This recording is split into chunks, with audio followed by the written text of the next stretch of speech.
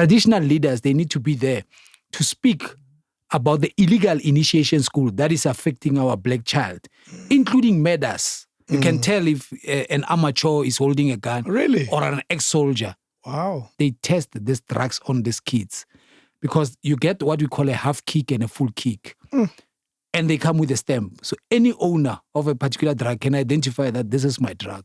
People mustn't believe things that are too good to be true. Like you've won a competition, give us your information. You didn't enter that competition. You didn't even enter that won. competition. That boy, he's got a software that can pay you and money. It sends you a proof of payment, but the money hasn't reflected.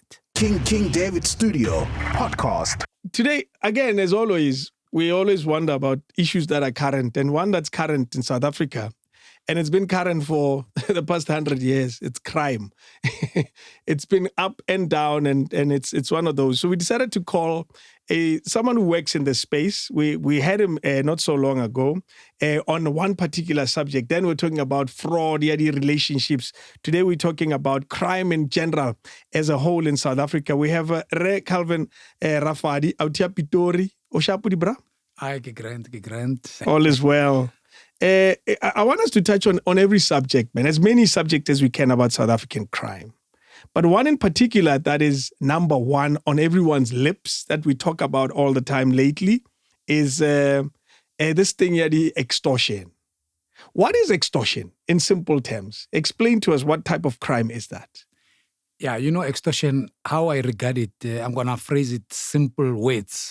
Extortion, construction mafia, Okay. These are the tactics of the 28s and the 26 gangs. So what how do you see you are? You pay that in lieu of the so-called that you'll be protected.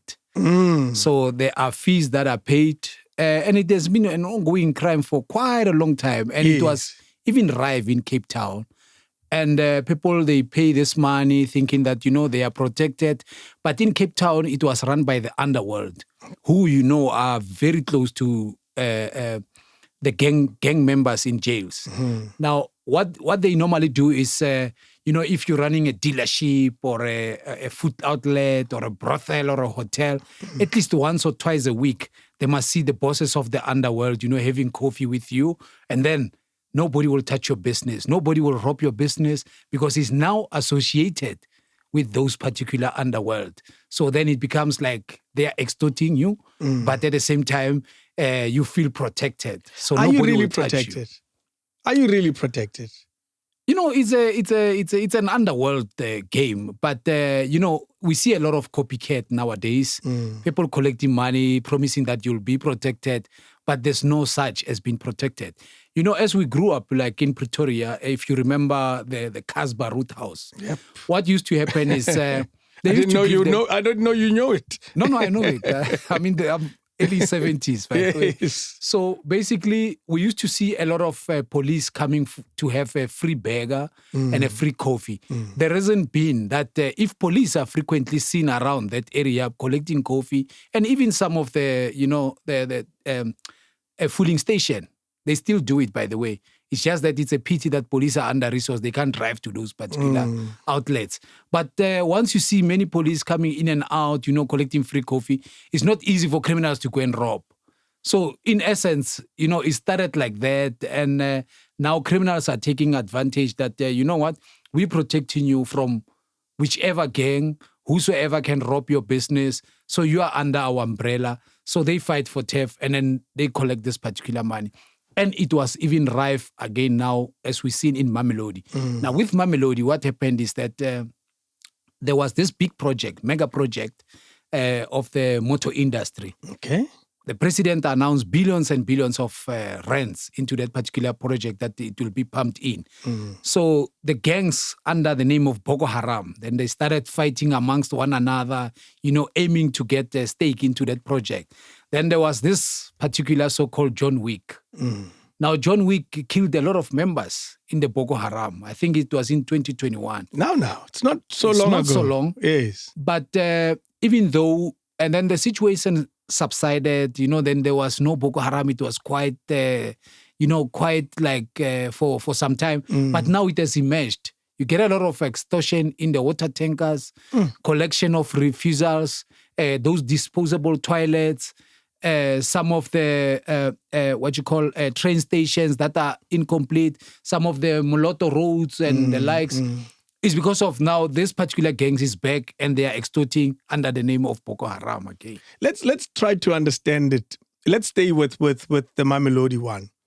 It happened before 2021. Am I correct? This thing. Yes. It didn't happen with John Wick. It happened before that. I don't know if the name La Vuskeke is attached to that at all. Maybe you can help us understand that.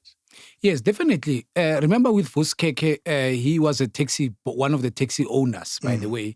So they were collecting a lot of money when it comes to the so-called 4+1 taxis. Now, the 4+1 is your normal vehicle that... the small ones. Small ones. Maybe the small business. Exactly. Yes. So the 4+1, and then it moved through by him into the spaza shop where the Somalians, the Bangladesh, all of them used to pay certain fee to his group. And then it also moved to some of those hostel dwellers which are renovated to be accommodating families, as we've seen now. The ones closer to the cemetery. Yes, the one closer to the cemetery. Yeah. I think close to Sun Valley, they call it, East side. But immediately after that, there is one of Sun Valley side and then some renovation, and there are ones of the new cemetery, which is Pretoria East. I think it's Solomon Matlangu. Yeah, but in essence, Bekikele, as you remember, he went there and said he will deal with a particular gang under Vuskeke. So even after he's arrested, some members continued to call upon his name that they work under him, but we don't know. Maybe they do, maybe they don't. But, the problem still persists and they were still collecting money. But again, I ask, in that context, Mamelodi, were they protecting these businesses? As they come up with the story that we are helping you with the protection of your business. You pay us, we protect you. No, there's no such thing as protection. You're protecting who from what? It's other only, criminals. No, it's only a matter that the criminals, because there's a hierarchy. Those who fear others. Like I said, once they are seen coming to your business every maybe fortnight or every week or so, and then other criminals, they tend to see that, okay, those extortionists of that particular shop, it's so and so. So let us not disturb them on their territory. But once they fight for theft, and it goes nasty, that's where now you get your so-called John Wicks. The John Wick story, it has different versions. Some say it's cops that were trying to solve this problem. Some say it's a theft war. That's why there's a John Wick, because we still don't know who John Wick is. What is the story with the John Wick story? Well, nobody knows. There was amongst you guys. What conversation are you having around it? No, look, we do expose that there was a John Wick, and it was a phrase that was used after seeing many members dying. So, but we don't know who are these particular people who are paying revenge, because remember, even with Boko Haram, there's another group. It's a pity. I forgot the name. They were fighting amongst one another. So it could be another gangs. Or it could be a particular individual, trying to... solving the problem. Who's solving the problem. But at the moment, I don't think it's the police. And just to make a joke, I spoke about this on one of the interviews. And because I didn't wink my eye, someone say, this guy doesn't wink or blink his eye. So he's the John Wick. But in essence, nobody knows who's this John Wick. But in 2021, the guy, he really helped the Mamelodi communities. And why I say help is because they were happy. Yes, and the crime subsided. The problem was gone for a little bit. The problem was gone for a little bit because even those poor ladies who are selling, the street vendors, who are selling your fat cooks there. Are they also paying? They are paying 100 rand every there by Dunlin. They are paying 100 rand. Even today, as we speak, they do pay 100 rand. It's a pity, some they keep quiet because they fear to speak out, especially about those that are extorting them. I saw an interview, this lady that owns that soccer team, Royal AM. And she's saying that she's been working together with the construction mafia for a while. They are business forums and they need help. This is a cry for help from them. They are struggling. These construction mafias, in inverted commas, or business forums, are struggling to get government contracts. And when somebody gets one, they are helping them to learn more skills, and so they empower and so forth. What do you say to that complicated reference to how a company gets a government contract and works with business forums? And these business forums, the logic is they, as the person who got the contract, are helping business forums so business forums can grow and become better and so forth. What do you say to that? Yeah, I think we need to explain it properly when we speak about the so-called construction mafia, because there's this issue of the 30%. And I see even government is getting confused, especially if they get different views from different sides. Now, this is how it works. With my 20% knowledge that I know, the law says, if you've got interest, let's say me and you, we come from Mamelodi, and we are the less privileged from Mamelodi. We are able to gather ourselves as youth, and then the other youth, they will register a consortium of transportation, the others, catering. Maybe it's any cooperatives. Exactly. Yes. Now, once that happens, those are the business forums. It's legal. Now, where it becomes illegal is that us from Mamelodi, we go and hijack a project in Rustenburg, 250 kilometers away. What about the business forums in those areas? Because they must be given the first preference. Now, whilst we come on the first preference of being awarded the people in that community, and I remember Begitele once explained it very nice when he gave a scenario that you cannot run a project in Eastern Cape and go buy wheelbarrows in Joburg. You must support the business local.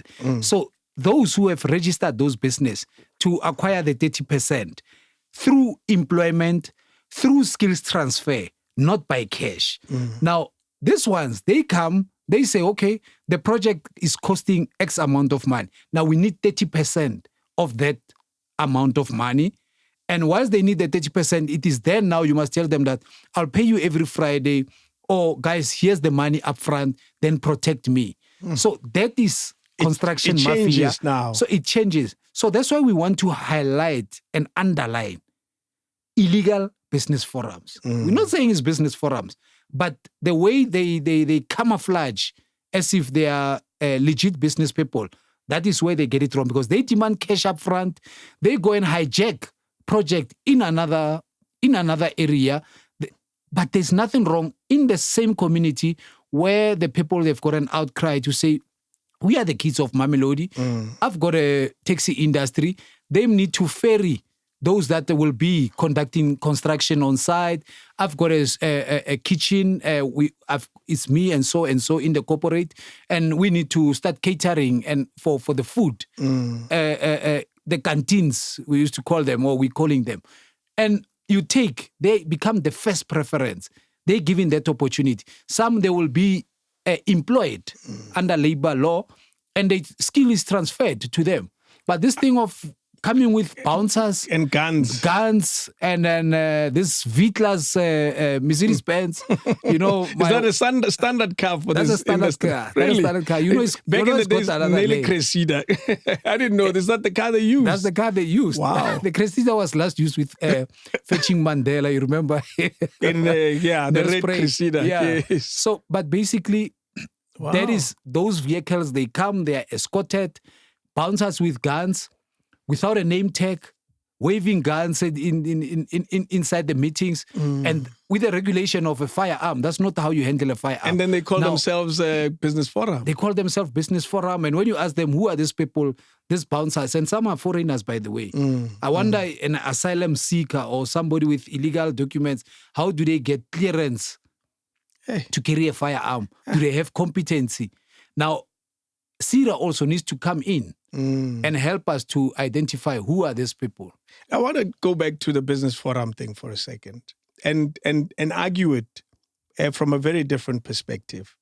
The example you used, the people of a particular township, you get a contract with the city of Tshwane. The city of Tshwane says you're going to improve Tsamaya Road in Mamelodi. That's it. It's a 100 million rands contract. Great, good for you. You're a business. You submitted your tender. You competed with many other companies, and you got it. You didn't get it because you're black or white. You got it because you're an efficient business, first and foremost. You didn't get it because you're from Mamelodi. That's another thing. Because I think it's a misconception that a Mamelodi person must get a Mamelodi contract. I think that perception is fundamentally flawed. But let's carry on. And then you get that contract. There's a business forum of young people that have been, they started it because they want to make bricks. It has nothing to do with you, that business forum. The requirements of the tender does not tell you that you should use any business forum. You can use anyone who will give you the best possible price to do the work, including yourself, by the way. Maybe you already have a big company that has 1,000 employees. They're going to build you this road and you carry on with your life. Whether these people come from Eastern Cape or from Johannesburg, they are South Africans that have a job. Why is it that we have a gun on our heads to use business forums? Before we get fake business forums, why should we even use business forums at all? Yeah, look, let's speak about construction, like you say, renovating the Tsamaya Road. There are certain gradings that are required. And in the townships and villages, you hardly find somebody at the level of a grade 8 because of the scope of work they've done previously, or they haven't even done the job. Absolutely. So whosoever will tender is open for everybody, by the way. In the country, from everywhere. In the world. Yes. You mark a register, you go on the tender. That's it. Now, the data that is collected by the ward councillors in every area, everybody who does the business in that particular ward, you then consult with the communities that, hey, I need so many employees, guys, from your area, so that they don't have to spend transport coming from Eastern Cape, coming to Mamelodi. You go and collect that data from the ward councillors. They are the ones, that is their role. Now, that's where another problem starts, because of many of the rotten ward councillors, they make sure they bring their other parties from elsewhere and leave out the data that is being collected by them, sitting with them, that so-and-so is got this skill, we've got this forum, we've got this and that. So they also now make sure they push their own interest. That's, again, where the problem is. Then once these kids now, they can see that we are not properly consulted, they retaliate, some of them. But they don't have a right to that job, these kids. They do not have a right to that job. I'm trying to remove the misconception that if David Rafadi gets a contract to build a road in Rustenburg, he applied properly and got the job. The people of Rustenburg do not have a right to help him. Yeah, but remember, there's also a clause where there's a skills transfer. Absolutely. Now, you see now it's the company owner that has to look for the people to transfer that skills to within the community. Yes, but who gets the first preference? Therein lies the challenge. Where do you collect that data? You collect it from the ward councillor. That's where you must collect the data. And besides that, that's Ubuntu. You come in people's areas. 100%. You say, guys, here am I. This is who I am. Community participation. Let's take, for instance, this doesn't only happen in development cities. Communal lands where there's mining, especially open cast mining. There are business guys who use a tactic of what we call divide and rule. And that's why you see many of our communities, they struggle, even in the villages. They want to start up a mine, no community participation, nothing whatsoever. They only check who is vocal in that area. If it's a Kingsman, they only deal with a Kingsman. If it's David there, he's got a voice and a little bit of knowledge about mining. They only look after that. They talk to him alone. They talk to him alone, and then there's your divide and rule tactics. Suddenly, David is no longer talking to the community. No. He's saying, no, man, these guys are fine. No, he's in a G-Wagon now. He's in a G-Wagon with 30,000 rand. He moved fast. G-Wagon so quickly. No, they move like that. I know many, especially around the Northwest and even in Beggarsford. But the trick they also use, they make sure they plow back a little to the community. So they do community participation. Some they will, dish out food parcels and that. But the main tactic is the divide and rule. Yeah. That is the problem that we have.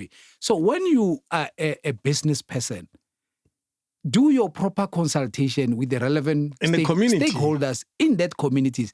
They get the first preference before you bring your so-called international consultants. Exactly. Exactly. And that is the problem. Even with many Chinese factories, that's exactly what they do. You find them 80% labor. They hire from their own country, and then just the 20% local. And by the way, they don't even respect the labor laws, let alone, spitting saliva all over and throwing papers. Yeah. But those are some of the issues that at the workplace. But divide and rule tactics, it also causes all of this confusion and disruption. I want to spend another minute and further highlight the fact that if you get a contract to build a road, because I've been in this situation, and I'll explain my situation. To get a contract to build a road in a particular area, it doesn't give a right to the people of that area to forcefully get work from that project. They do not have an automatic right to get a job from that project. Is there a law that says you must get these people a job in this area? Let me tell you what some of the tender projects say instead.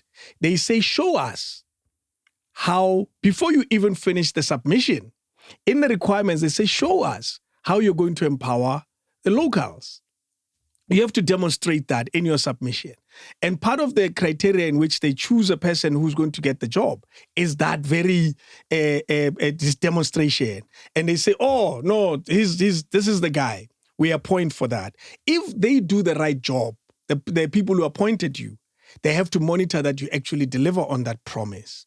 However, I want to remove, and if this sparks for a debate on the comments, by all means, I want to remove the illusion that if you get a job to build a road in Mamelodi, the people of Mamelodi automatically have to get jobs from you.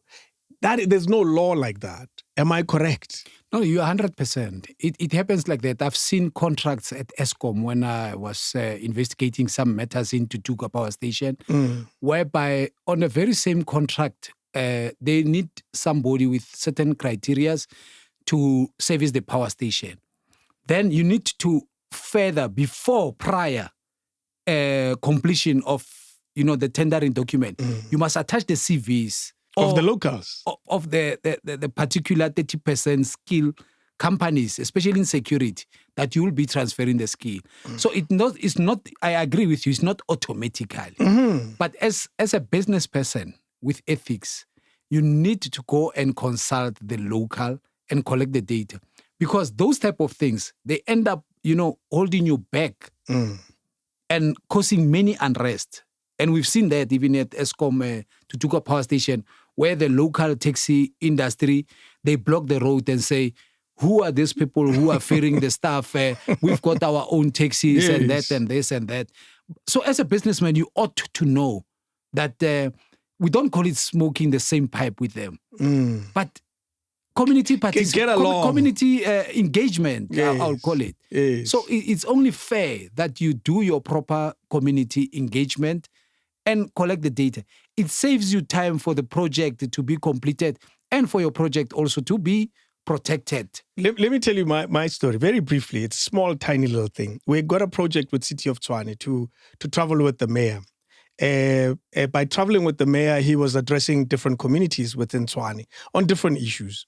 And part of what we were doing is set up a tent, empty land, government-owned, City of Tshwane owned a piece of land. We put up a tent, chairs, speakers and sound and all of that.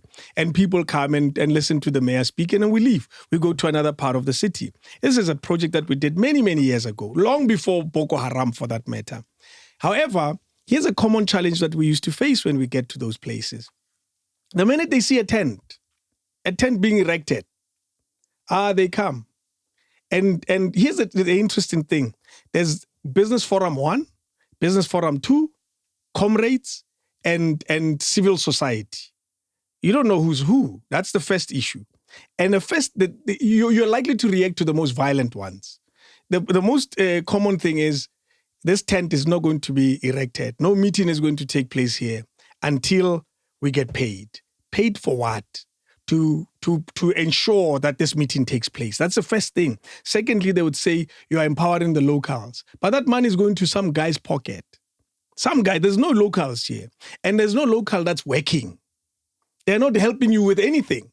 This person didn't come with 20 other young people and say, no, man, they'll help you move the chairs. Nothing, they're not there. He's saying this meeting is not taking place until somebody gets paid. And we've been threatened too many times to a point where every time we erect a tent, we would get the police to be with us. Waste of resources. We don't need the police to be there. So those are the type of challenges. That's why I say there's a blurred line between business forums and mafias and fake forums. And I'm sure that's what you come across all the time. No, indeed. You know, speaking about the challenge that you had, you must bear in mind there are instigators and they know how to mobilize. Only they themselves know who pays them. But they are very good in being disruptive in any progress whatsoever. Like the scenario that I gave you that in the mining communities, they look at who's vocal, then they do a divide and rule. That is their strategy. Now, if you have to go on ground before you even erect the tent, you collect the intelligence. It's not that easy. It's not that easy. Yes. Besides, it's not your role. No. It's the crime intelligence role. Absolutely. I'll tell you, at Lepalale, at Medupi, they used to experience a lot of unrest where they were burning the tires. We were once sent there, working with security of Eskom.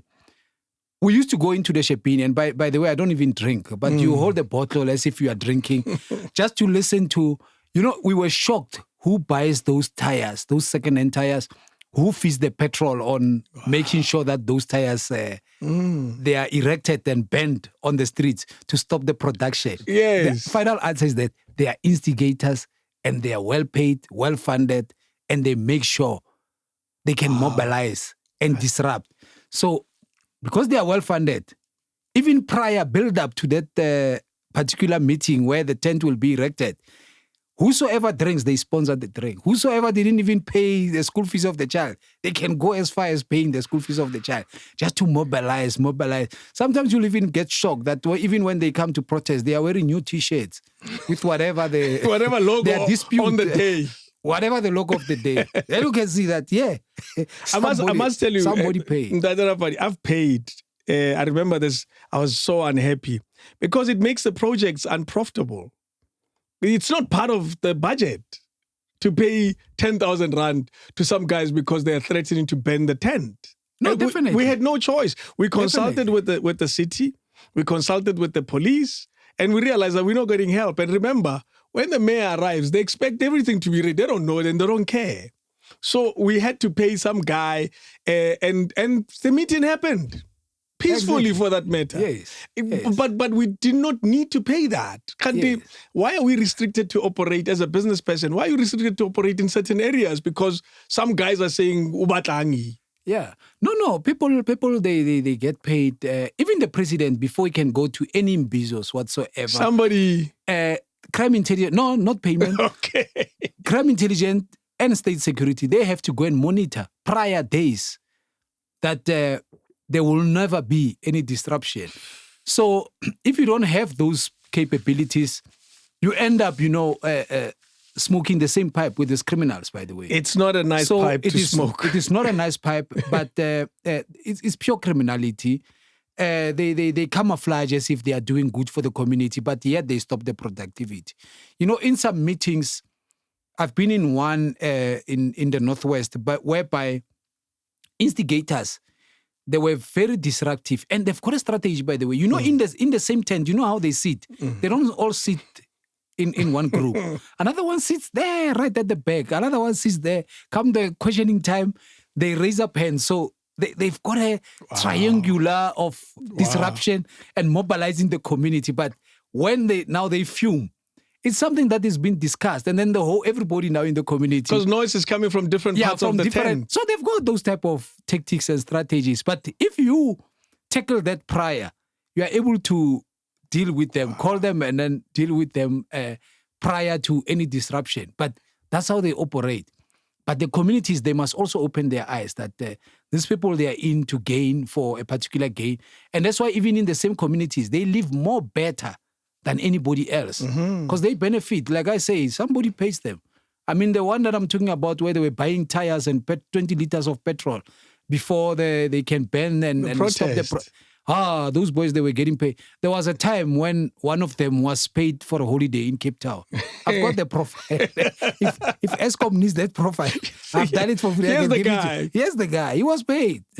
He even went for a holiday in Cape Town. But it's pure criminality. And what worries me about it is it slows down progress, because projects supposed to happen, but they don't happen. Some guys are one instigating, getting holidays to Cape Town, getting 10,000 rands, getting tires, getting a G-Wagon, and yet progress not happening for the greater good. So the community members are used then. Indeed. That's why I'm saying that our community members, they need to wake up. Whosoever is using them on a wrong purpose, they need to analyze. I mean, we are living in another world. I mean, everybody's wise nowadays. So that's why most of the time expose modus operandi so that people can see that there's a smoke. It means there's a fire there. So some of these instigators, they are paid so that there's no upbringing and development in the same community that it must benefit us. I mean, imagine banning a truck where they must pick up the disposal, or banning a disposable toilet. You know, there was a time when I had a friend who was delivering these toilets in one of the squatter camp. I won't name it. You know, the communities, they were so happy. The ladies said we were going far to help ourselves, even getting raped. Wow. To a matter that we end up not even reporting to the police. Imagine, I mean, those are human. I mean, and yet you get somebody saying, no, we don't need this toilets because this guy, we don't know where he's coming from. Just because he's in because he's been paid by other councillor that disrupt there. We need our own guy to buy the toilets. How matot safa. Here's an interesting thing about extortion. This crime has been around forever and ever and ever. Why is it that it has made the news suddenly in the last, give or take, 4 or 5 weeks? You know, coming to that point, I want to thank you guys in the media. You know, the media plays a big role. That's why sometimes I get worried when politicians attack the media. You know, whenever they need votes, they cry foul. Hey, you're not covering our political party. After they get votes, when you give them a constructive argument, they take it as a defense mechanism. They prima donna tactics. Yeah, hey, that media house is funded by US, some guys in the foreign, what, including crime expert. You know, investigative journalists, you play a big role. Yeah. There, I want to thank you because you've got so much information, even beyond what is being covered in the media. No, I get so fascinated when I watch some of these documentaries, and the amount of information that the media has tends to blow me away myself. Exactly. Yeah. And that's why even us who are given, you know, a small opportunity to come into the media, I don't, like myself, I've used the tactic not to report the stats. I don't report besides, I'll come to that one. I don't support the stats, and I'll tell you why. But we come to expose the modus operandi, and we don't sugarcoat. The reason being, there are professors who are doing qualitative research. They need to know the truth. There are students who want to understand where is this country going. So we're not going to sugarcoat anything. You can call us that some foreign whoever is paying us, or we're referring. But this extortion has been ongoing for quite a long time. Now, I want to come to this point. The problem, again, that we are having in South Africa is that we need to properly diagnose the upbringing of a boy child and the upbringing of a girl child, especially in our black community. Then we also can jump into the colored community. A boy child, and I'm not talking only Eastern Cape, because I know the last time they took offense. It's everywhere. At my home, one of my cousin brother went to some illegal initiation school. I'm not saying legal initiation, illegal initiation school. Upon coming back, then he said, we and the other boys, after, you know, some event of slaughtering, what have you, they say, yeah, now we are men. And they are young. We are men. They're in their teens. Exactly. Yeah. Now he came with a very big knife the other day at my auntie's home and said, from now on, all those back rooms, the money comes to me. That's your extortion. The money comes to me now from the tenants. Guess what? The mother was so scared. They Extorting the mother with a mother gun, in the house. with a knife. He started in the house. A young boy called the man. So then the parents started giving him. They couldn't do anything because they're scared. The big knife is there. And they don't know what he's thinking because he's a man. We don't know what he's been trained at the illegal initiation school. And that's why I call upon traditional leaders to look into this matter. We need robust discussion, frank discussion. We mustn't sugarcoat these things. Now, he abused that money to a point that now he's a drug addict and a very, very heavy alcoholic. To a point that the last time I checked, when I went to his home, he went on top of the roof with the same knife, but he was naked. So they took him to a mental institution. He's become a madman. But, I tried my best, to speak to other parents, friends who came from the thing. They all ended up like that. So what are they learning, these boys, when they come out and say they are men? Yeah. But at the same time, not eradicating the big fishes, the big ringleaders.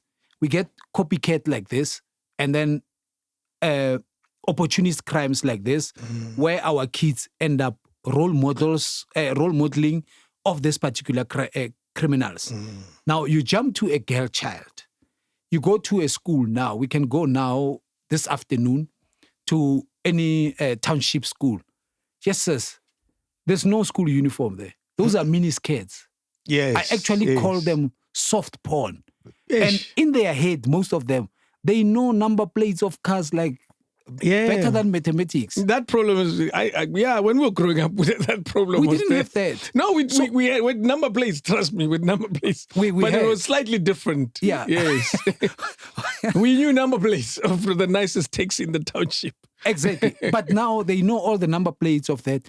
Now, in some of the schools, what we have assessed is that many kids, they get pregnant, let alone from these hooligans who pick them up from school at the older age, young kids, and sleep with them. Some of them during lunch, while the teacher is not in class, they sit on top of those boys who are seen to be men in class. The cool one. The cool ones. They sit on top of them. Because another system that education need to profile is that you cannot have a child. I'm not saying a repeating child. You must get me clear. A child twice the age of another in the same classroom, in the same classrooms, and teachers are even overwhelmed. Bullying tactics start there, extortion even starts there. So those are the things that, all the stakeholders, traditional leaders need to come on board. Department of Education, we need to amend but it's parents. Certain laws. That it's parenting issue as well. At home, when this child is allowed to do wrong, and when they come running into the yard, we hide them and say, you're crazy. My son has not done that. Whatever it is that they did wrong. That's another. The layers are different, yes, but one important layer also. We know these people. So, an extortionist sleeps somewhere. They eat somewhere. There's some girlfriend, they're kissing. There's some mother, they give a hug. Yes. You know what I mean? There's some uncle, they say, hey, show, uncle. There's always that. That network exists. Yeah. But why is it that we are not able to contain it? Yes. No, it goes in different forums and different scenarios. I used to talk to one of my pastors and said, some of our mothers, they feel so happy to be dropped with a German spec vehicle on a Sunday at church. But your child has never even been to school or hasn't even told you that I own a business. Or at least show the mother an illegal business for her. But the mothers, they get happy. So you are right. A lot of crime, our parents, they know it. That's why it's also important to partner with communities. Now you jump into the colored communities where young kids, as far as 14 years, they test drugs on them. Then once they test the drugs on them, they become addictive. Now, the time when the parents pass on, the child inherits the house. That house, what's going to happen to it? Because the child is already a junkie. It becomes a drug war. But here's the thing that I've observed. In Cape Flats and also in around Westbury, Eldos, all these troublesome areas. You see old Madala, old lady and old grandpa sitting there by the balcony. You think they are sleeping. No, they've got phones. If they see a marked vehicle or a vehicle that they usually don't see going towards that drug house, they send a police call me. And on this one, I want the police now to start using a cell phone jammer when they go past there. So that even when they send a signal, the message doesn't get through. Them, not all of them, some of them, they tip those criminals. That's why when you do the raids, you don't find anything. So the police, they must come and block all the signals and go and search that place. They will thank us later. Wow. But you are right. Some parents, they know who the kids are, who are doing crime. And now, remember now in South Africa, if we don't deal decisively with criminals or this crime, this cancer called crime, we are becoming a dog-eat-dog world. What do I mean by that? There's going to be a lot of mob justice and vigilantism. Now, if you hide your child whilst committing crime, one day someone will see them jumping a wall or will mistaken them and then call those mob justice and they'll kill your child in front of you. And burn your house. And burn your house. So it is very dangerous. We need to understand what our kids are up to and are they in school, during school time? What are they up to? And so that we can even help the police. If the child becomes naughty, let's do something. Let's call social workers. In terms of the crime of extortion, do you think we are, as South Africa, and I'm adding myself into that story, do you think as a police service you're in control of this now? With the police, I'm very worried about how the leadership operates. More boots on the ground is welcomed. We welcome TRT, we welcome NIU, all those names, Amaberet and the likes. Now, the only issue that I have with the police currently is that they want to investigate only when there's a case opened. No, you don't do that in organized crime. As long as there's a person of interest, if they say Calvin is a criminal, he's always driving, the Vitlas with bouncers. I know not to ever buy a Vitlas. Yes. No, you must buy it. It's a nice car. As long as you don't have bouncers inside. I guess. Yeah. Police can open an inquiry. Now, the inquiry gives them the same powers as having a case number. They can subpoena, follow the money, subpoena the bank statement, subpoena the communication, follow the money. Who is this person? Profile this person. And then are you saying it's not happening? We don't see it happening because if you speak to the community, you can't say, we're not getting people coming forward. People are scared, but they know the data on who are the big fishes. So once you hear or there's a person of interest, you can investigate. You don't have to wait for somebody to come to me to complain. To come to the police station or to call that helpline that they've established. And by the way, it's not yielding much fruit because I think the criminals are testing it on hoax calls. They want to see if they can be traced back. Because remember, the commissioner said, we can't see who called. So maybe they are testing it. There's more hoax call. They want to check if they can be traced back. But nonetheless, let's use the opportunity of POCA Act, assets for combined with assets for future unit on the persons of interest. That's how then you're going to eradicate the big fishes when it comes to this space. There's been a lot of shooting, and I'll call it for what it is, of criminals. We've seen in the past 2 months, give or take, almost every 7 days, there's a gang of criminals, alleged criminals that are shot and killed. 5 of them this week, 7 of them last week, and so forth and so forth. 2 questions. 1, is there fear amongst criminals, in your opinion, because of that? 2nd question, what is exactly happening there? Is there proper investigation? Is there motivation amongst the police? We see it a lot in KZN. What is your assessment of that? Yeah, that's another question. But like I say, I'm not going to sugarcoat anything here. We've got researchers And before I answer all of that, I also go on certain operations, by the way. I jump walls. I do profiling for the police. During the early hours of the morning, I don't wear a tie. I had some politicians saying, yeah, they must go to the forefront. No, we do go to the forefront. I called you last week and you said, hey, we'll go to police station. We'll talk later. Yes, indeed. Yes. So here's the thing. I've started as an informant. And to a point that the informants get paid, by the way. There's a committee that assess on matters that you need to get paid. I ended up not taking the money anymore because sometimes those committees, they take long. What do I take now? I take appraisal letters. I can upload it on my social media for everybody to see on successes that I've done. Now, on those appraisal letters, you'll see some of the so-called takedown operations that we have done. So I think there we are covered that there's no need to say, yeah, we're just talking, we don't go to the forefront. No, we are. You wear suits and do interviews. No, during the day. At night, I jump the wall. I'm the profiler. Yes. Yeah, I've got it in black and white. Wow. Proof. Now, let's speak about issues of the shooting. My issue was that of the vendor saga, I call it. The vendor issue. Makadu shooting, where 18 people were killed. In one house. And then the 19th one was recovered the next day under the bed. You know how big the body is.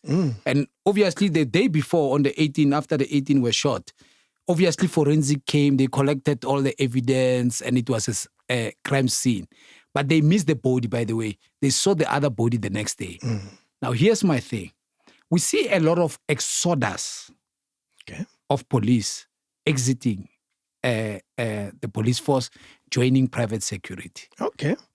Now, what I've picked up previously, and I'm not saying all these particular scenarios are like that, and I'll explain and tell the police how to keep safe as well. There are ways that private securities we can trace, but also remember we run business. So the more clients you have, the good money you make, especially those in cash in transit. Now, if you are to go to an operation and you as a private security also shoot back at those criminals, and you are the one who also could have made it able to profile and make sure that the police can go and surround that particular house, whereby a maid and a garden boy, we must note it, also got killed. Now, we had an interview whereby the spokesperson of the Hawks in Polokwane, or Limpopo, let's call it, we asked, why was the innocent garden boy and the maid who were killed? The answer that we were given that, no, they ought to have known and called the police quickly so that their lives could have been saved and they could have reported the crime. Now, I just want to highlight something when you speak about cash in transit criminals. Not all of them carry a gun, by the way. There are those who wait by the off-ramp. There are those who put up the bombs. There are those who are trigger-happy. So if you say crime intelligence is involved, you have ought to have known that when I call Special Task Force, David, Calvin are the trigger-happy. And with the information, they are wearing a green T-shirt and a red T-shirt. So those are the main target that even the Special Task Force and NIU should mainly focus on if those people retaliate. Now, here's the thing now. We see a lot of, I call it capturing in some of these incidents. Because why I'm saying that, my statement can be supported by the so-called IPID. Okay. IPID, there are cases where they investigate that here there was a false play. They come negative. By the police. By the police. Yeah. Here there was a false play. They become negative. Because in other incidents, they will ask that you killed 20 people, but they had one gun, one bullet. What do you call that? Then those type of, it becomes that, yeah, there was a false play. Yeah. So what I'm saying is supported by that. So I'm trying to come to a point whereby there are scenarios which are not properly planned, but are driven by other captured security companies to do a takedown. In the past, what we used to do is that if we grew up in the township and the so-called whosoever, let's say Calvin is one of the cash in transit boys. He's the guy. He's been feared. The day that we go and do a takedown, we focus on that Calvin, that this one is trigger happy. That is the guy that we're looking for. Now, this were used mostly post 1994. So it's more like the apartheid tactics. Now, coming to the question that you ask, can you scare criminals by killing them? Which is what's happening now. Can you scare criminals by killing them? Let's say they're killing them. I'll come to the safety of the police and because the criminals cannot shoot and then police just relax. There we agree. Of course. Now, the issue is that criminals are not scared by seeing another group get killed.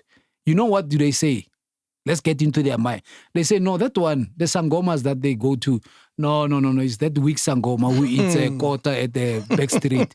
We go to a different Sangoma who doesn't even eat for 7 days. We are safe. Yeah, that one, he gives us a strong muti or a strong telezi. Wow. So if it is the thing that other takedown operations, the purpose is to eradicate, then you're becoming a problem that you can't scare criminals by killing them. But yes, now we need to underline and finish up so that we are on the same page on this one. Police, when they are faced with criminals who are trigger happy, they must shoot back and they must shoot these criminals even to kill them because they are very heartless. Some of them, they're under the influence of drugs, by the way, these criminals. That's why every time we call upon the police that if you are to react to a crime scene, which is there are guns, you must call for backup of Special Task Force, NIU, TRT, public order policing. They are well trained. And they were situations like that. In situations like that. So call them, let them go and operate there on those particular scenes. Then, when you are a policeman, do not go to weddings, nightclubs with your firearm. Ska groove with a gun. You can go groove, but not with a gun because you become a target. They want the firearm. And sometimes because they know that you know the firearm, they shoot you first and then disarm you the firearm. So there, police must be careful when it comes to that. To a point that we realize that even some, when they even go to pray in the mountains, in the rivers, they get robbed of these particular guns. That's why it's very dangerous now to go and pray in those places because of criminals have made it a hotspot to target most of their victims there to a point that they will even take your phone and transfer money. Now, another thing that we want to send a strong message to criminals is that you are so dumb that if you kill a policeman, who's handling your case? Who's the detective on your case? No. The case doesn't go away. These documents are digitized. So if you kill Sergeant Mahlangu, Sergeant Khoza will take over the case. And you'll still go to jail. Now you'll be looking to kill Sergeant Khoza. You'll be looking to kill Sergeant Khoza. So criminals are the most dumbest when it comes to that. You cannot just kill, thinking that your case will go away. But if police are faced with a situation where they need to shoot back, they must shoot back and they mustn't relax because those criminals, they are very heartless. But there are incidents whereby they question those particular incidents. And we've been in some of the takedown operation previously. We know how it's conducted and we kindly urge police do not be captured by certain private securities. And that's why maybe some of you, when you leave the police force, you join this particular. Yes. What are you investing in this particular? And we must have another thing that Mr. Senzo must look into is that there must be an amendment of any police who resigns or leaves the force.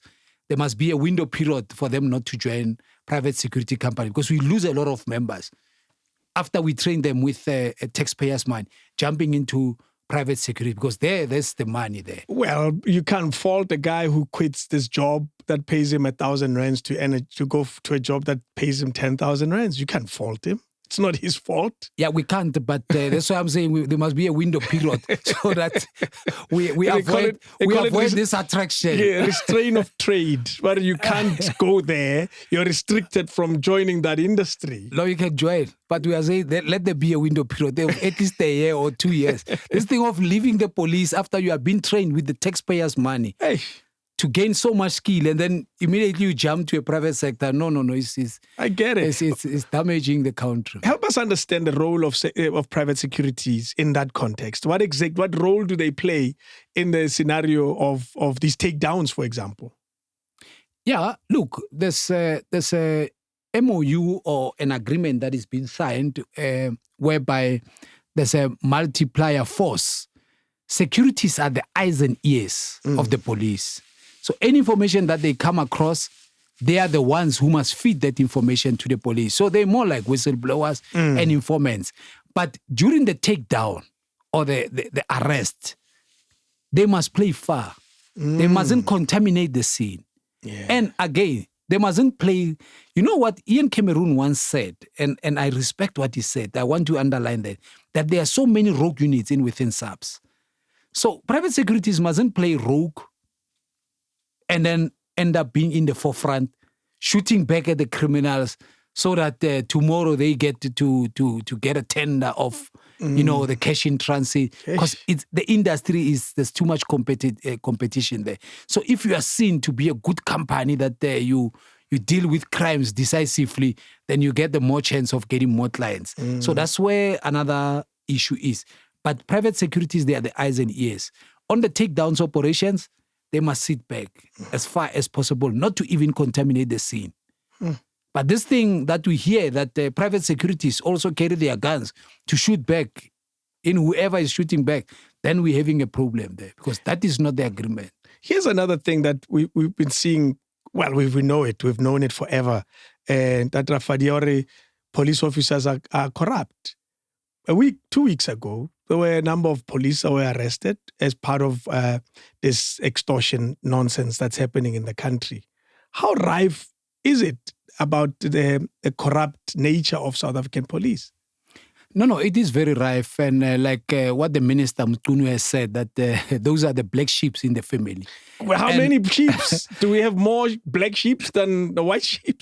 Look, any rotten potato spoils the whole bag. That's my scenario. But they are good police in blue, men and women out there. They are doing great job to a point that, we realize that what breaks their heart is when they arrest a criminal, the next day they see the criminal on the street.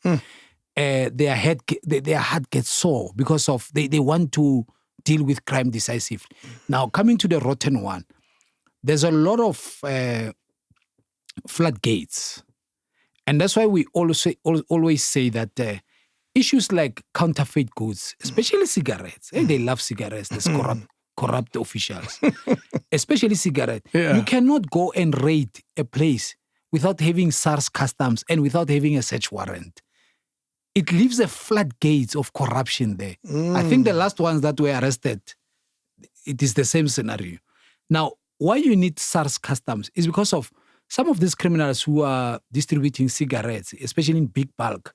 They hide their modus operandi through what we call a bonded to bond warehouse. Okay. So meaning those cigarettes, they are in transit. They are not for sale in South Africa. Okay. So they will be having that particular bonded warehouse, a bond certificate from SARS. Now, how will the police quantify that particular certificate? So then when they enter into the crime scene, they end up telling the owner that, no, we're taking all the cigarette, even though you've got that particular, or you pay us X amount. So in that particular line, there's a lot of floodgates of criminality to a point that even some of the reservists and some of the rotten police, they even escort the cigarettes from as far as Beitbeat borders, even in Botswana border, because some of the cigarettes, they stuff them in water tanks now, or those petrol tankers. They lose them into looses of cigarettes and stuff them. But you find that particular truck is escorted by blue lights. So that scenario of counterfeit cigarette, there must only be a a specific unit, of which I believe there is, that deals with cigarettes. Not just any policeman from another police station going with friends and raiding a particular warehouse, because the floodgates of criminality is there. But there are many rotten police, and the in nature of criminals, if you betray them, they kill you. Let's take, for instance, those that were delivering the flying squad in Mpumalanga. They were delivering firearms. Yes. Serious ammunition. Do you think that if you have betrayed those criminals, will they leave you as a policeman if they feel their life is in danger? They'll shoot you with the same gun you brought. They'll shoot you with the same gun. Yes. So police must stop being in cahoot with criminals. Because what causes that? It's probably greed. We can't speak about salary issues and promotion. It's purely greed. And I'll tell you why I'm underlining greed. To be a policeman, you are born to be a policeman. There's something that these people need to understand. You are born to serve the communities. You must have that ubuntu, not bullying communities because you've got a angstelling, the badge, and blue lights. No, you are not superior. And a gun. A gun gives people... Yeah, and a certain movement. But what I'm saying is, you are born to be a policeman. And if promotion comes, because that's another thing that we're going to kindly ask the minister to say, good policemen, they need to be promoted. It gives them their morale. It boosts their morale, and obviously salary-wise. But those that are in cahoot with criminals is pure greed, and that's it. Sure. It's because we South Africans don't trust policemen. That is a fact. It's a proven fact. The same way South Africans don't trust the IEC, the Independent Electoral Commission. They don't trust that they do a good job. And that becomes part of how we see policemen. What is it that can, in the long run, help the police to regain that trust back? Because if you're living in a society where crime happens in this house, the first people I think of is not the policeman, is some guys who I know they can help me solve this thing, who are not policemen, or maybe policemen that are working freelance. You see, or security companies. What is it in the long run that will get South Africans to turn their minds around about the South African Police Service? Yeah, you see, a lot of people, what's going to turn their mind, it's when they see a lot of leadership change in the police structure.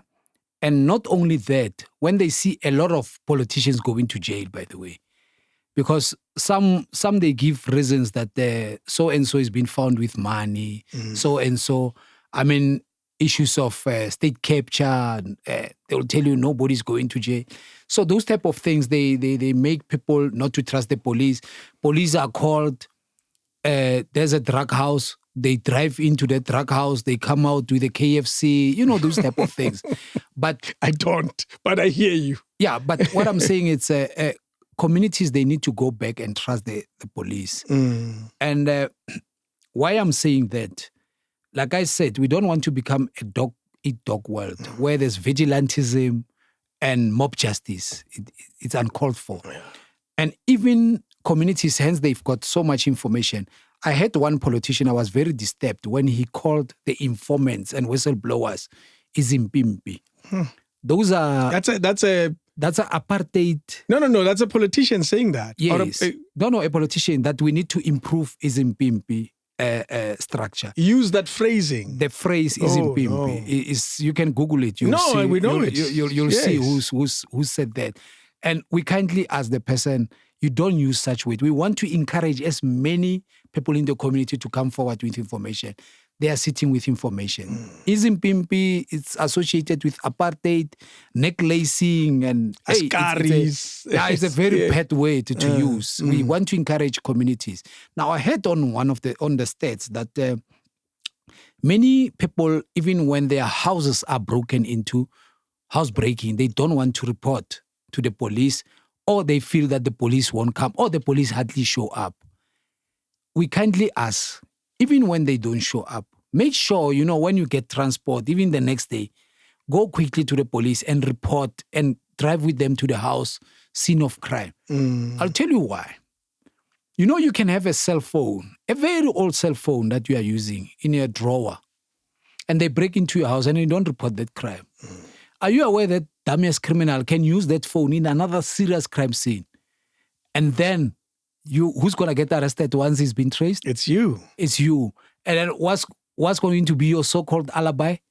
You'll even forget that you had some wedding with friends and you were drunk. But because you won't have an alibi, you might see yourself being dragged into an issue that you know nothing about. And an innocent person can go to jail because no alibi, no one can attest. So people must trust the police, force it as much as possible to open the cases, including GBV victims, because we know that you are told, go back home and sort out your issues with your husband or your wife. And why I'm saying husband, go and sort out with your husband or go and sort out with your wife. Because nowadays it happens, it's a 50-50. But also we highlight that it's done more on women. Report those cases and let's trust the police. You know, it's not easy, with the little resources that they have, we need to support them. That's why we even remind them that people don't need to go and register a case. There's what we call person of interest. Some of them, they'll go and revise that and they'll see, okay, there's the person of interest. And then you'll see justice being done, you know, in some way or the other. What do you say to the statement that indicates that there's just not enough investigators in the country and the police service is overwhelmed? Just not enough, you said it, resources that are allocated. In a scenario where you need one policeman for every 100 people, and I'm using just an imagined statistic. In our case, you have one policeman for over 2,000 people. What do you say to that reality? That in to be fair, there's just too much work for South African police to do. There's just not enough policemen and enough resources. No, indeed. We're lacking a lot of detectives, by the way, even in organized crimes like your DPCI, which is the Hawks. There is not enough, even well-trained detectives. And that's why we're saying this is our country. We kindly ask even forensic investigators, private investigators who've got the skill and the knowledge, because even with us, we go on continuous professional education. You know, we need to contribute some of our skill for pro bono in some of our communities. You cannot be, you know, myself, sometimes I walk in any police station, I'll say, give me a list of at least 3 of your most wanted people. And, you know, with little knowledge that I learned, I'll trace maybe 1 or 2. So we make a difference. So that's why we say communities need to come forward with information. Private investigators, forensic investigators, let's plow back into our community. The country is burning, by the way.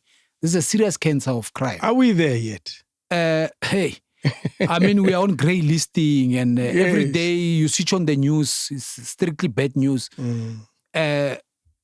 Because our youth is high on drugs. There's serious alcohol abuse. And you know, this issue of alcohol abuse, at the same time, I also want to highlight to our youth.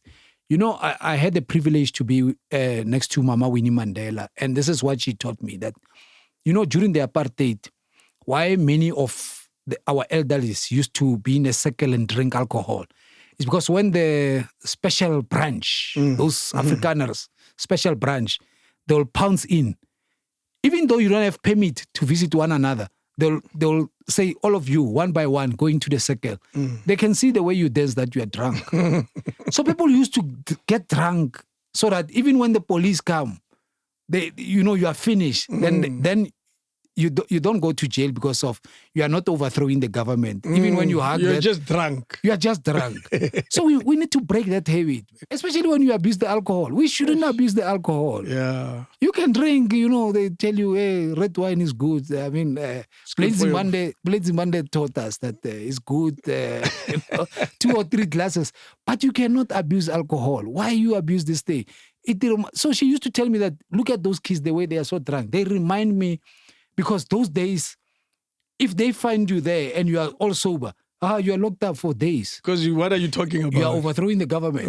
If you're drunk, so it's a habit. It's a habit we need to break. So our youth need to, we need more rehabs. It will reduce crime, because apparently yesterday I heard someone saying that to keep a child in a rehab is costing them 20,000 per child. So you can imagine our parents don't have that type of money. No, Even in they our don't. families, we've got ones that we still budgeting to take them to the rehabs. But let's break this cycle. Let's break this cycle. Let's be focused and, so that we can move our communities forward. I want to go back slightly to the resource issue, because it's a highlighted issue. It's a continuously highlighted issue that there's just not enough policemen in the service. There's just not enough resources. You've heard of stories where people will say, I went to report a crime, or I called and they said, there's no car. All the cars are out, or we only have one car. And all of that, surely that says to all of us that South African crime will not go anywhere until we resource it. No, indeed. That's why we even applaud the Premier of Gauteng, Panyaza Lesufi, for donating cars to the police. That is a good move. So we kindly also ask the business. Business, you guys invested in our townships. You managed to fund George Fiver's report at ESCOM, even though it didn't go anywhere. Kindly pump some money into the police resources so that they can have enough cars to patrol and the likes. But indeed, police are very overwhelmed, very under-resourced. But with the little that we have, let's try and make a difference. But again, all stakeholders, they need to be involved, including the one that we mustn't leave out, Department of Justice. Because we believe there's so-called the brown envelopes there. And they do exist. To prosecutors? We don't know. Maybe to the clerks, maybe to the prosecutors. Yeah. Proper lifestyle auditing needs to be conducted there. And if they are willing, they can call us. We can do it for free, by the way. We can test. Maybe in Gauteng, we take a sample. Yeah, take a sample. And we show you how this thing is done. Maybe we will come back empty and then maybe not. But our communities are crying that cases are bought. There's brown envelopes. Can you buy a case? Of course you can. You can buy a case.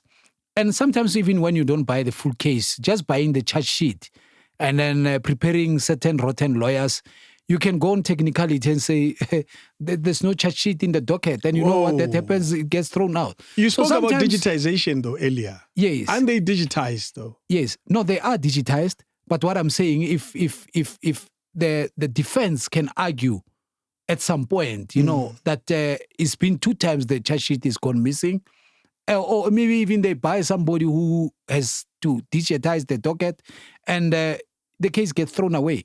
But also, waiting for another issue that we've got a serious backlog, that cases get thrown out or withdrawn, is the ballistic issue.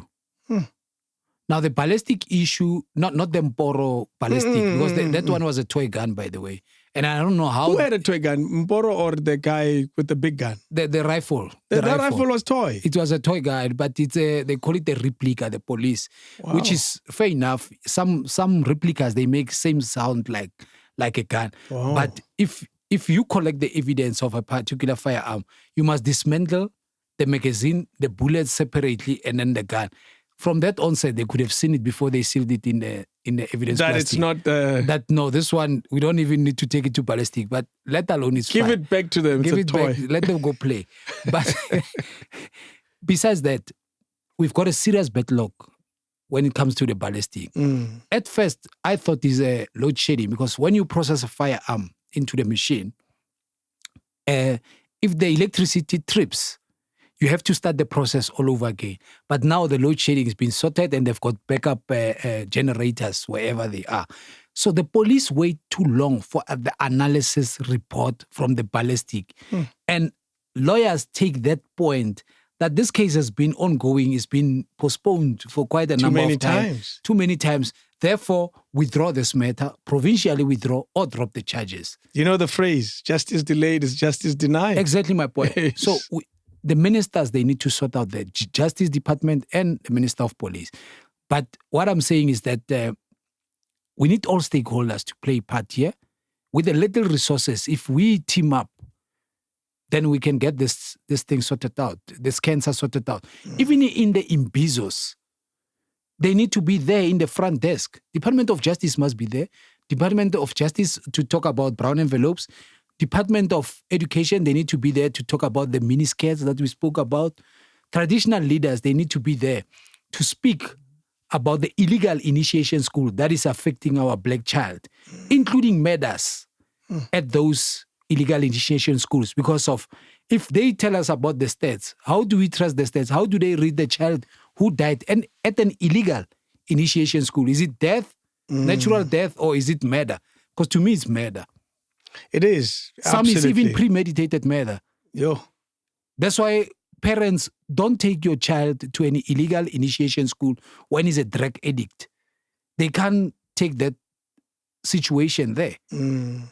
Very dehydrated. Sometimes it's abduction. They abduct these kids and then call the parents that he's here at the initiation school. And you need to pay a fee. You have to pay us 4,000 rands for this for thing. the cow and the sheep and all of that. So you see my point. They need to come there, sit there in that front desk in the Imbizos and outline all of these issues because we need all the stakeholders in the upcoming Imbizos. Then we're going to be able to sort out crime. And when I'm speaking about Imbizo, I'm not talking about where the president, the last signature where he signed in one of the gathering in Cape Town, some corporate agreement. I don't know what is that because I thought Cape Town is not an island. It's governed by the same legislature and the same criminal act. Or were they reminding them that traffic falls on the bylaws, municipalities? I don't know what was that, but that to me, it's playing politics and we must not fall into such things. Yeah. Help me with this very small but yet important point. Why is it that South Africa has so many guns in the streets, particularly illegal guns? What has led to that problem? Yeah, I mean, the borders has led to this particular problem. Why I'm saying the borders, automatic rifles like your AKs that we see these criminals are in possession of. They mostly come from Mozambique and they are followed by the ex-militant. That's why these guys say you must listen to the sound how they shoot back. That these are ex-police. You can tell if an amateur is holding a gun, really, or an ex-soldier. Wow, you can tell. I'm telling you. But at the same time, guns. Some of them, they were illegal. They were stolen from owners of the guns, and then they became illegal. In Cape Town now, it is very rife that there are homemade guns, by the way. Some German guys, they manufacture guns there. And there were a few arrests of the homemade guns. But now, issues of guns are not properly regulated here in South Africa. Okay. But it's not easy to get a gun, to get a licensed gun. No, it's easy. How do you have people applying for a gun, staying in KZN? Then the next thing, he comes and resides in the hostel. There's no safe there. Who gets to monitor if the gun is kept safe in those hostels?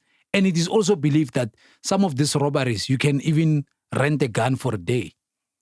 So guns are not properly regulated. Sure. Every police station has a data that who owns the gun in that area.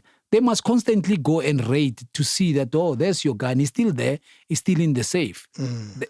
You are not charged on negligence of handling a firearm. And, so those type of issues, illegal guns, some we had, they are rented out. Some are not properly regulated. Some people, they lose a gun. They are scared to even report, those type of things.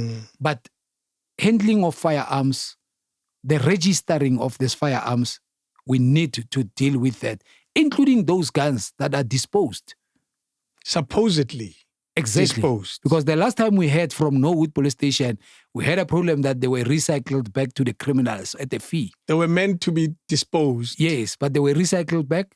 Now, we used to see something very, I don't know whether I can call it awkward, in some of these RDP houses, whereby crime intelligence will pounce. You can Google that. Will pounce on a house full of guns. Hey, man. Then it becomes a success. We don't know whether is it manipulation of stats or what was happening, or somebody just left the guns and then somebody gave it to you. We don't know. And most of the time when you find such guns, most of them you can see they are rusted guns. So we don't know. Maybe it's manipulation of stats. But what I'm saying is guns and the registering of guns, the register need to be kept and be followed. Foreign nationals is an issue in South Africa. in a conversation I had once with the Minister Aaron Motsoaledi when he was Minister of Home Affairs. He said, we opened the borders. Whether we did it intentionally or not, we did. And now we are faced with millions of foreign nationals in the country, some legal, some completely without papers. And once they commit crime, they become a very different issue to deal with by the police service because they are untraceable, their fingerprints, and so forth and so forth. You probably know this better than I do. How much of a problem is this in the South African criminal, with regards to South African criminal issues? No, it's a big problem, by the way. And that's one of the problems. Like I said, that guns are brought here and then they are followed by ex-militant guys, very sharp shooters. And, I'm glad if the minister, those are his word that he admitted. No. Minister Mtsoaledi was clear about the issues related to I'm that. I'm very happy. And that's good leadership. Because we've been saying that, our guys went for exile. When they came back, they were very lenient to some of their fellow comrades from exile. Those who went to exile, by the way, because not all of them went to exile. Some, they just lie that we were in Uganda eating frogs. But it's fine. Where do you think he was, poor guy? You think he was... Some they lie. No, I'm not talking about Aaron. Some of them, they lie. When they want the conversation to go on and remain relevant. But these guys... Some of them, they did take that opportunity that South Africa, before it was a democratic country, we used to host them. We used to, then they do all these particular crimes. Now, taking you into the issue of what I've learned, where the cash in transit started. This was a military training by the Mkondo Sizwes. Okay. Yeah, the guerrillas. Not the current Mkondo, because they want us to... No. We have to be clear. Yes. Now, the original. Yeah. But Zuma was there, by the way. Yes. But not everyone who's in Mkondo Sizwe now. Not the new guys. Not the new guys. Yeah. So basically, this was a training that should a particular country, suffer economically, you are able to kidnap a president of another country. And once you do that, you can make your certain demands. So that's why when it started, you remember with Fingers Rabotapis and them, Bosipala from Atteridgeville, they will put up a spike because the president comes in many vehicles as a fleet. They will deal with those vehicles, but make sure the middle one that they are looking for is to take out whosoever that they want to take as a president. Yeah. So this guerrilla style tactic started that time. So some of those comrades, when they came back, they felt that they were disgruntled members. So they went and committed this particular SBV at the time. They never used to go for this small vans with less money. So they committed those particular big crimes, including robberies in the farms because of many of those Afrikaners, special branch, they used to sit with a lot of Krugerrands. So that's why Bheki Cele knew at the time when he was made a deputy of, I think, agriculture. He knew how to cater this particular crimes of the farm robbers, and because he understood the strategy and the method and the modus operandi. So, but what I'm saying is, these were the trainings that were done way back then. Then it was something that was copycat. Now, those ex-militant, they also come and make sure now they in cahoot with the boys this side to put up the bombs on the vans, to ram the cars, to even shoot. They call them at the crime scene, they call them the don't follow us. Okay. Those who shoot. Because, like I said, even a helicopter, when it flies close with the AK-47, you can shoot it down. They can shoot it down. Or the sniper and the pilot, they can tell you that this guy who's shooting down there, he knows his story. He knows what he's doing. Sure. So we must either wait for him to finish the rounds or tackle him somehow. So, because they are military trained, those guys. So, but also again, when it comes to drugs, we've got an issue called ephedrine. What is that? Ephedrine, it's a chemical. It used to be legal here, many of, I'll say, Schedule 4 drugs going up, they were manufactured from that particular chemical.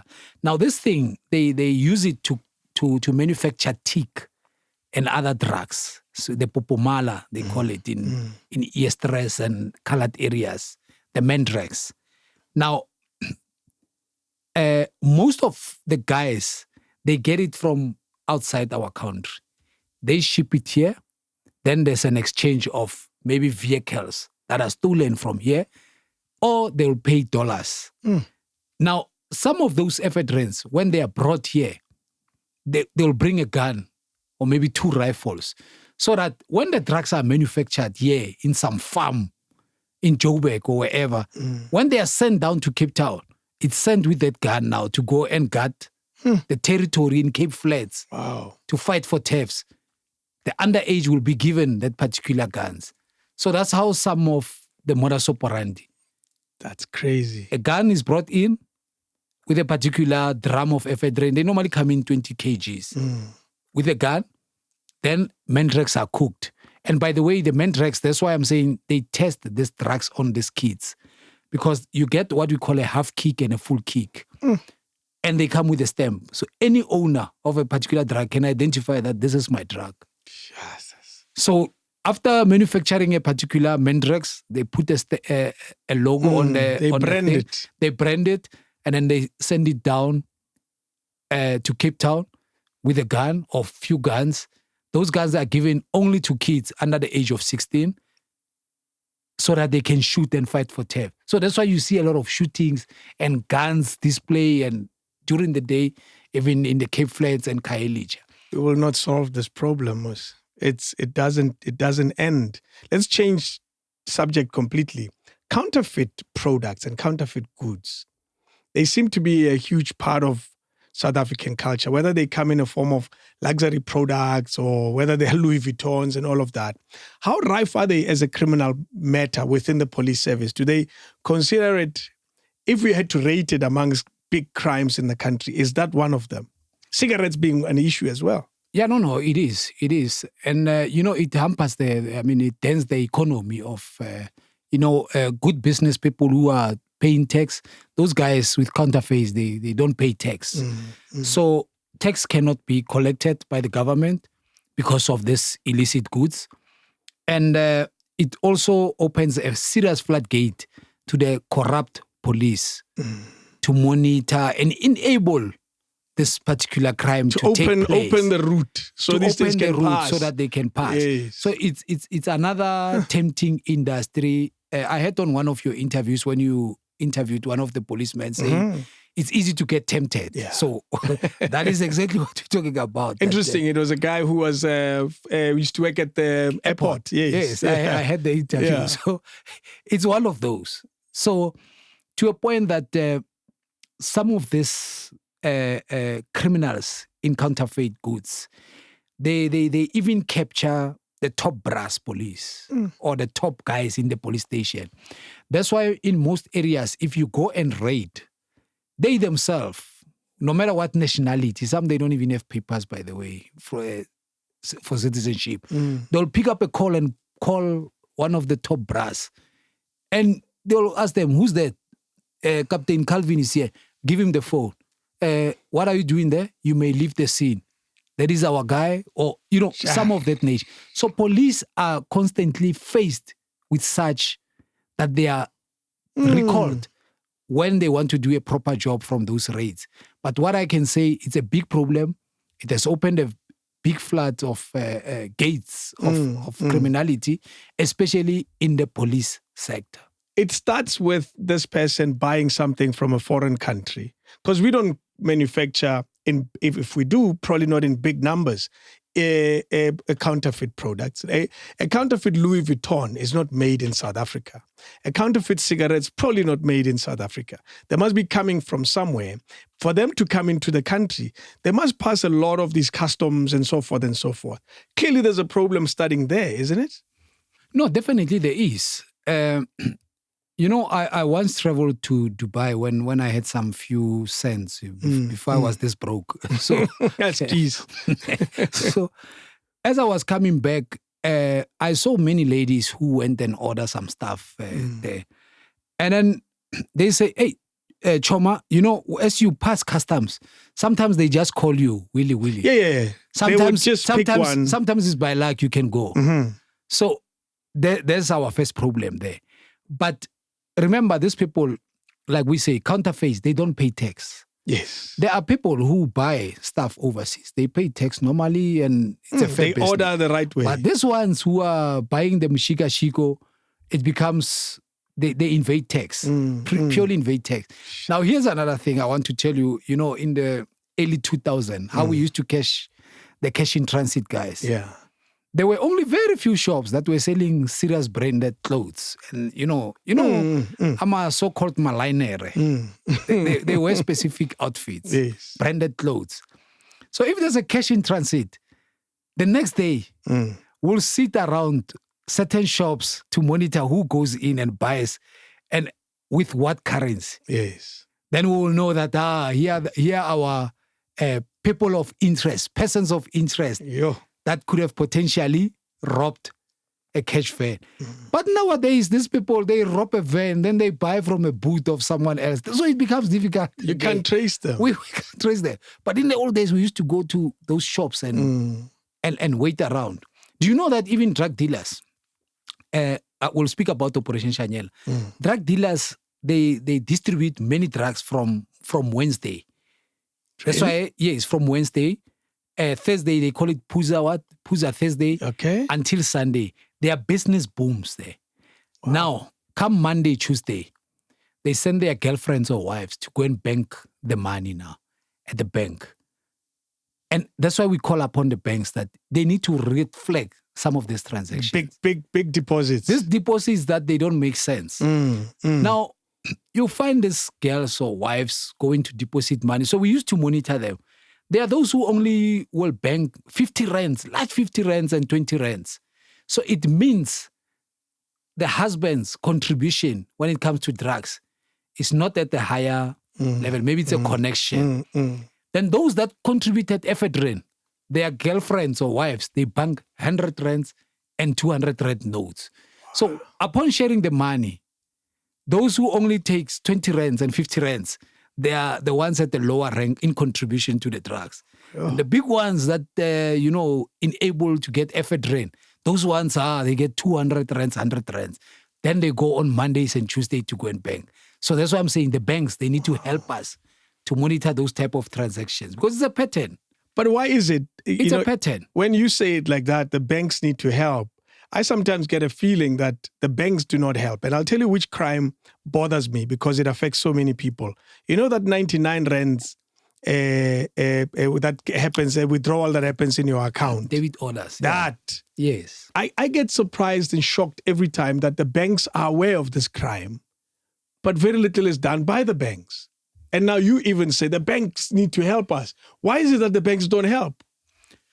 Yeah, you see, that thing of the debit order, it's one of the scams whereby, unfortunately, many of our communities, they first give concern. They sell them a product that it's too good to be true. Some they'll tell them, no, you with debit 99 rand so that in December you can enjoy a particular trip. Those type of scams. But it's not always like that. Yes, it's not always. Sometimes I'm coming to that. It is as blatant. They just go for you because they found your details. Yes.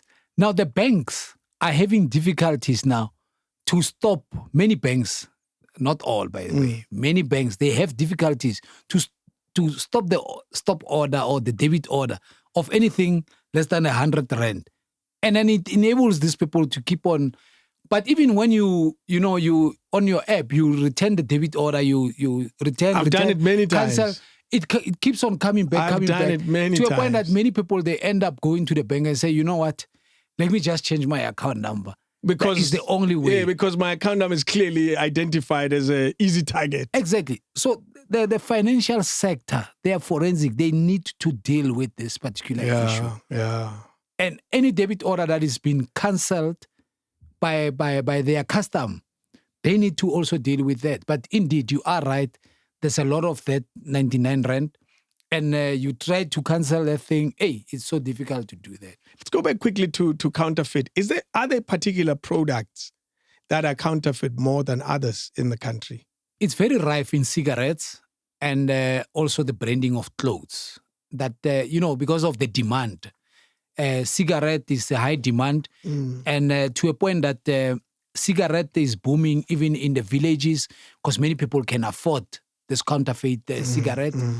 And even in jail, in prison. Because, to be in jail, to survive, you need loose of cigarettes. Cigarettes are a currency. They are the currency. So this counterfeits, they are booming.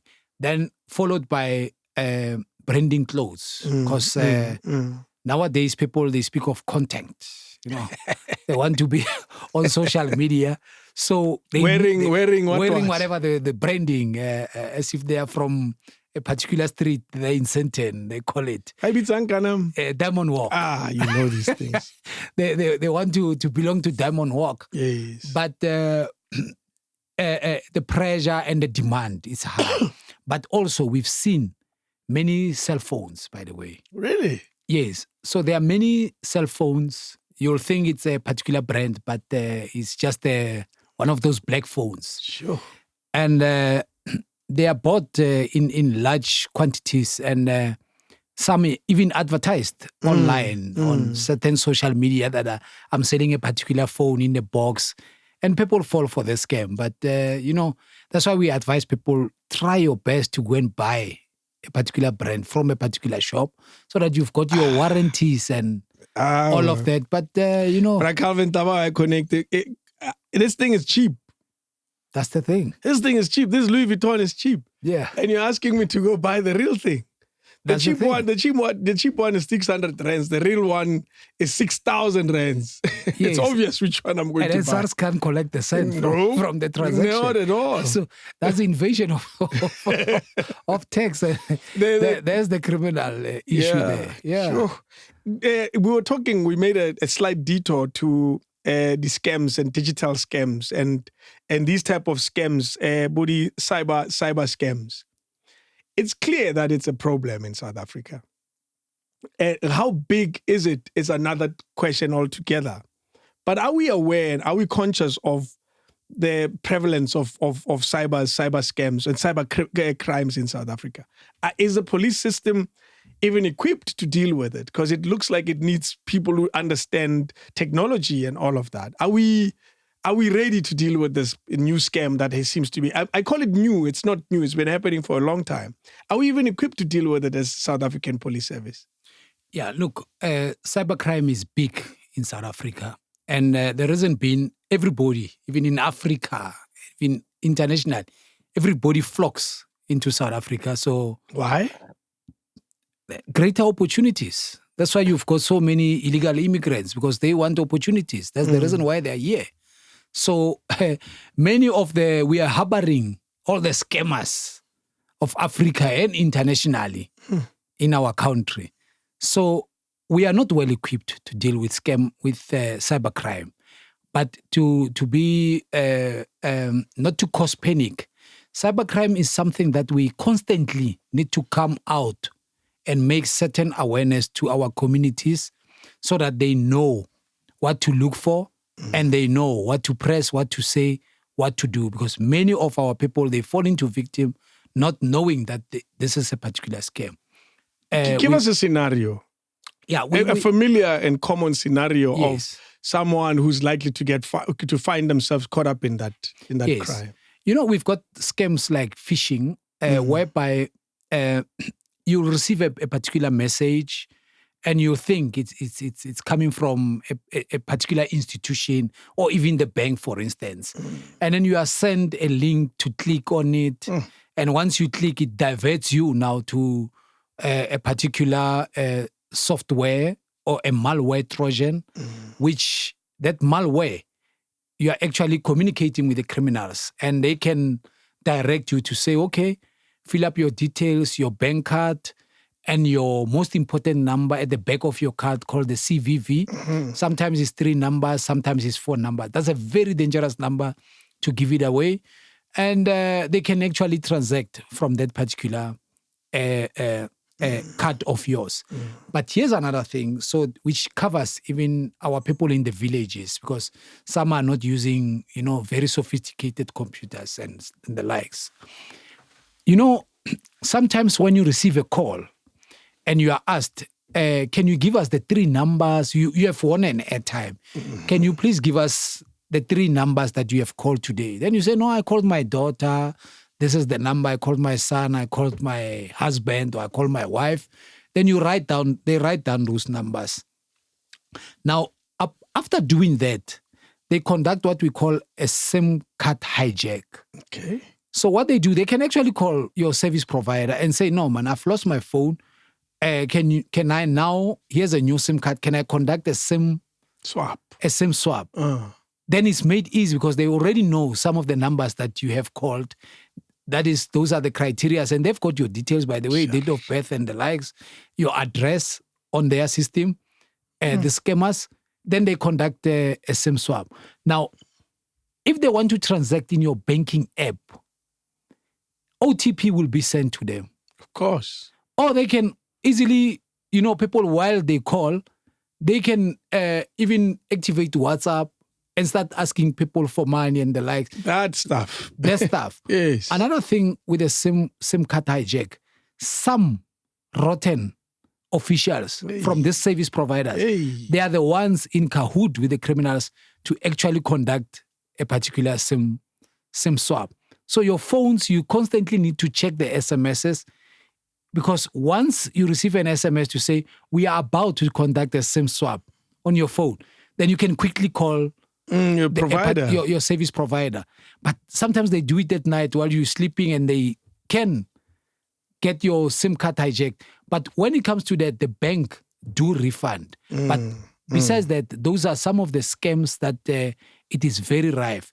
And again, like we say, people mustn't believe things that are too good to be true. Like you've won a competition, give us your information. You didn't enter that competition. You didn't even enter that competition. So what you give out certain information, criminals can use it to even steal your money. Another thing, when you are on banking apps, do not go to a free Wi-Fi hotspot. The reason being, it is not encrypted. They don't constantly change their password.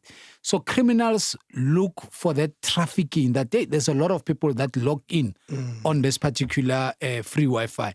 So they've got a system, the malware, that can monitor who goes on their app, and they are able to take that particular certain information. Sure. So that is why it's also important, if you are on banking apps, constantly change your banking passwords. With a bank card, constantly change your bank card. When you are on ATM, try not to speak to strangers, even when they tap on your shoulders, because sometimes they can swap your card. I find it strange why you would even do that. Why would you talk to anyone if you're about to withdraw money? I don't understand why anyone does that. Let me tell you, those boys, they are, you remind me of Muswandile Manye when he was asked about Thabo Beste. That how did Thabo Beste scam? He says, hey, that boy was good. so it's one of those. These boys can be good. Some you'll think is just men with techies and a sporty. No. They even recruit girls to do that part of course. That part of a job, and you feel relaxed. Now, those are some of the things that one needs to be aware.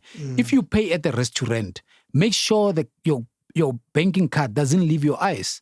Because once it leaves your eyes, they might go and, duplicate your card or swipe it on a machine. And they can see your CVV, they can see everything. See all of that. And then quickly tap it on a machine that can collect your data. And they can actually impose and manufacture a card that is duplicated to your own particular card. Sure. Hey, Monare, we are in trouble. Are there other new crimes that are brand new? I'll tell you one that what brought this to mind is a petrol station type of crimes where some lady is in distress, they need help, and they need a lift, and you give them a lift, and suddenly some other guys appear. Are there any new crimes that we're dealing with right now in South Africa? No, there's a lot. Crimes, that's why I'm saying to come out all the time and expose certain modus operandis And people don't want to always hear the news that 4 people died, 3 survived, the stats says this. Like we said about the stats, that how do they regard those illegal initiation school murders or death? Are they read on the stats? People that don't report certain GBV cases, but people want to hear stories. Now, the very same story that you spoke about at the fueling station, that's why we also come out to say, people, stop giving strangers a lift. Because just here in Pretoria, there's certain groups, they also have girls that are working with them. Once you give them a lift, once you get 3, 4 down the blocks down the road, they take out the gun, they say, no, we are from the taxi industry. And you are the guys who are destroying our business. Sure. So therefore, we're going to pound this car or you give us 3,000. And yet they are not from the taxi association. They're criminals. So they are criminals. So they collect the money. One day I gave another woman a lift. I saw her with a baby. I thought, she told me, no, she's going to the police station. I gave her a lift. I forgot someone else's laptop was on the seat. As she left, she just wrapped the laptop with the what you call with a towel. You. They caught me. No, I get caught. You are giving us advice and you got caught yourself. No, I'm a human being. And you live amongst human beings. Tabo Best, like I said, he said the boy was good. But those are some of the things that one needs to be careful of. Now, let me tell you why today I don't have a car. So that you can see I'm also a human being. You Uber. I'm Ubering. I'm in public transport. That's why I must speak nice to the taxi driver and about taxi drivers. So they don't attack me. But basically what happened is that I wanted to pay, because when you study MBA, they lock your library if you haven't paid the fees. Okay. Yes. So I've got this Golf. A diesel Golf, look like a GTI. I've got some nice rims there, nice sound. So I advertise it on one of the social media marketplace. Let me be specific because there's a lot of crime there. So this boy, he called me at Edenvale. He wanted to buy the car under the cameras. That's why I trusted him. A very young boy, he looks 22. So he said, no, my father just sent me money. I want to buy the car. So then he asked me, what bank are you? I told him, no, Standard Bank. They said, no, I specifically want Nedbank. Good shot, I've got Nedbank. But because I don't know my account number, let's go inside the bank. We walked inside the bank. You know what, that boy, he's got a software that can pay you and money, it sends you a proof of payment, but the money hasn't reflected. Sure. So, but because he was test driving the car, he had the keys with him. Immediately after that thing, I've seen that, I've been paid. I gave him the keys with the papers. He left with the car. Guess what? The money never cleared. Of course. I was under depression for the whole week. I took some medication for the whole week, hoping that the money will clear, because I couldn't believe that this young boy, what did he do that I saw the proof of payment? Then I reported the car stolen. So to fast track, we found the car. But the day we found the car after 2 months. 2 months? Yeah, 2 months. They changed the number plate. They changed the chassis number. Of course. And the engine number to some dealer stock papers of the car insurance. Sure. And then that was it. So the police eventually found the car. So I was very fortunate to find the car. You get caught out as well. I got caught out. And, because then one lady told me that, no, this boy, I know him. He comes under the name of Neomunaisi. Then I Googled this boy. Just as you must Google this young boy. Neomunaisi. He scammed even the dealership in West Rand for a brand new Golf 8. It's there on Google. He did tell me he's being arrested. No. He gets away. How? There are cases that they were opened in Senten. I don't know how they ended up. But it's one of those. That's why we need Department of Justice to intervene in some of such matters. But because he's a known criminal. Also, what I want to highlight to the politicians is that because they're dealing with the policies, you will never reduce crime as long as anybody can walk in at any backyard in the township and make a duplicate of anybody's number plate. Why I'm saying that? Cars that are stolen or that are committing crime, anybody can duplicate your number plate and just go in in Shoshanguve, I think I know of 7 inside the township, but they are not regulated. They don't even duplicate number plates. That's their job. They manufacture the actual plate. They manufacture the actual number plate. So that needs to be regulated. Not everyone should be allowed to do it. Not everybody. It must be SABS approved. And besides SABS approved, anybody who comes to manufacture a number plate, you need a copy of the paper of the car, or at least a license disc. There are copies of the driver's license and the copy of their ID. It needs to be registered and kept in the book. Not, I don't just come with a white paper written a number plate because I saw that, it's the same car that we stole. I can manufacture this particular car. Sure. So you will never stop crime because of many cars are duplicates. They drive around. But as long as we don't regulate this particular outlets, which are not regulated, then we've got a problem, and a serious problem.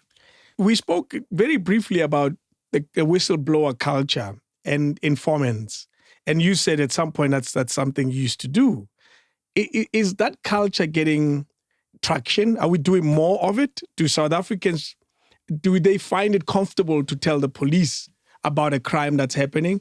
Or are we still afraid that they will tell on us? If we tell, you'll end up in trouble yourself. What is happening among South Africans right now?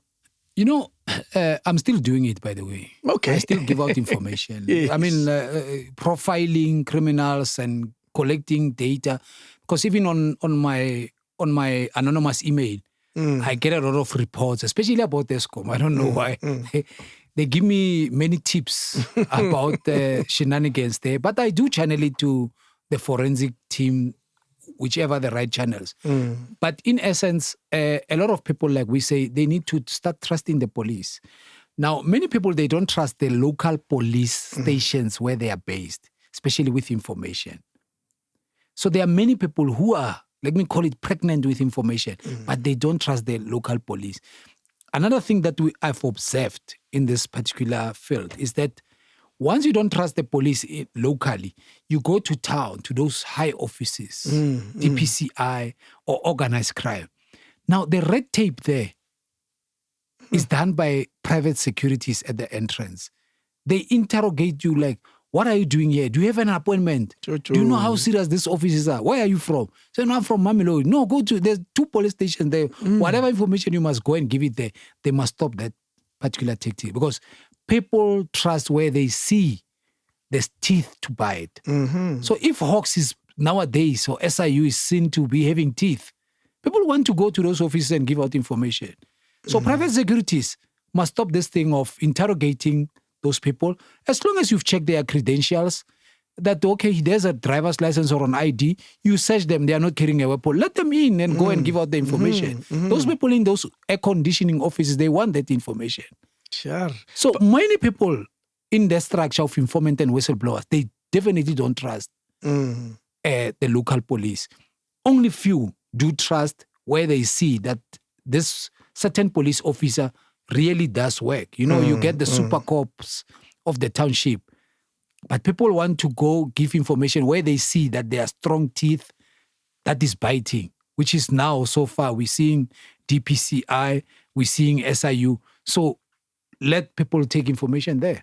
You keep making reference to your involvement, or let's call it luck, where people call you regarding Eskom crimes. Why? What type of crimes do happen in the space here, Eskom? And what have you encountered? Yeah, you see, I had the opportunity to investigate what we call the ghost vending machines at Eskom. Okay, what is that? So a ghost vending machine, during the period of 2015, 16 and 17, the time when everybody was praising that Eskom, they can see revenue. Now, the reason why it's called a ghost vending machine, it's a credit dispenser unit.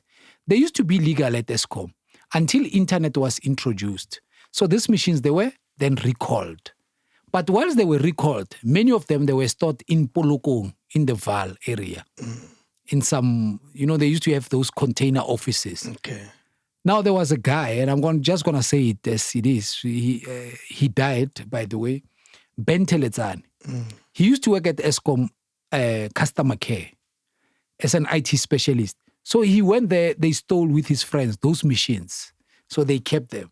Then some of these other boys in the streets, they used to go to, those old tuck shops. They take these machines, as Eskom was recalling these machines. Now, those machines, they are still operating. Now, how they operate, they work offline. Okay. They steal electricity from, all electricity after being generated goes to Midrand College, Eskom Midrand College. That's where the mainframe is.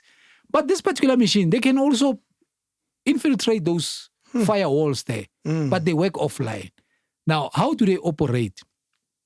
There's what we call a stiffy disk or a floppy disk. You remember the old days? The old, yes. Now, only customer care managers or some managers, they've got that facility to enable to update the softwares on this particular machine.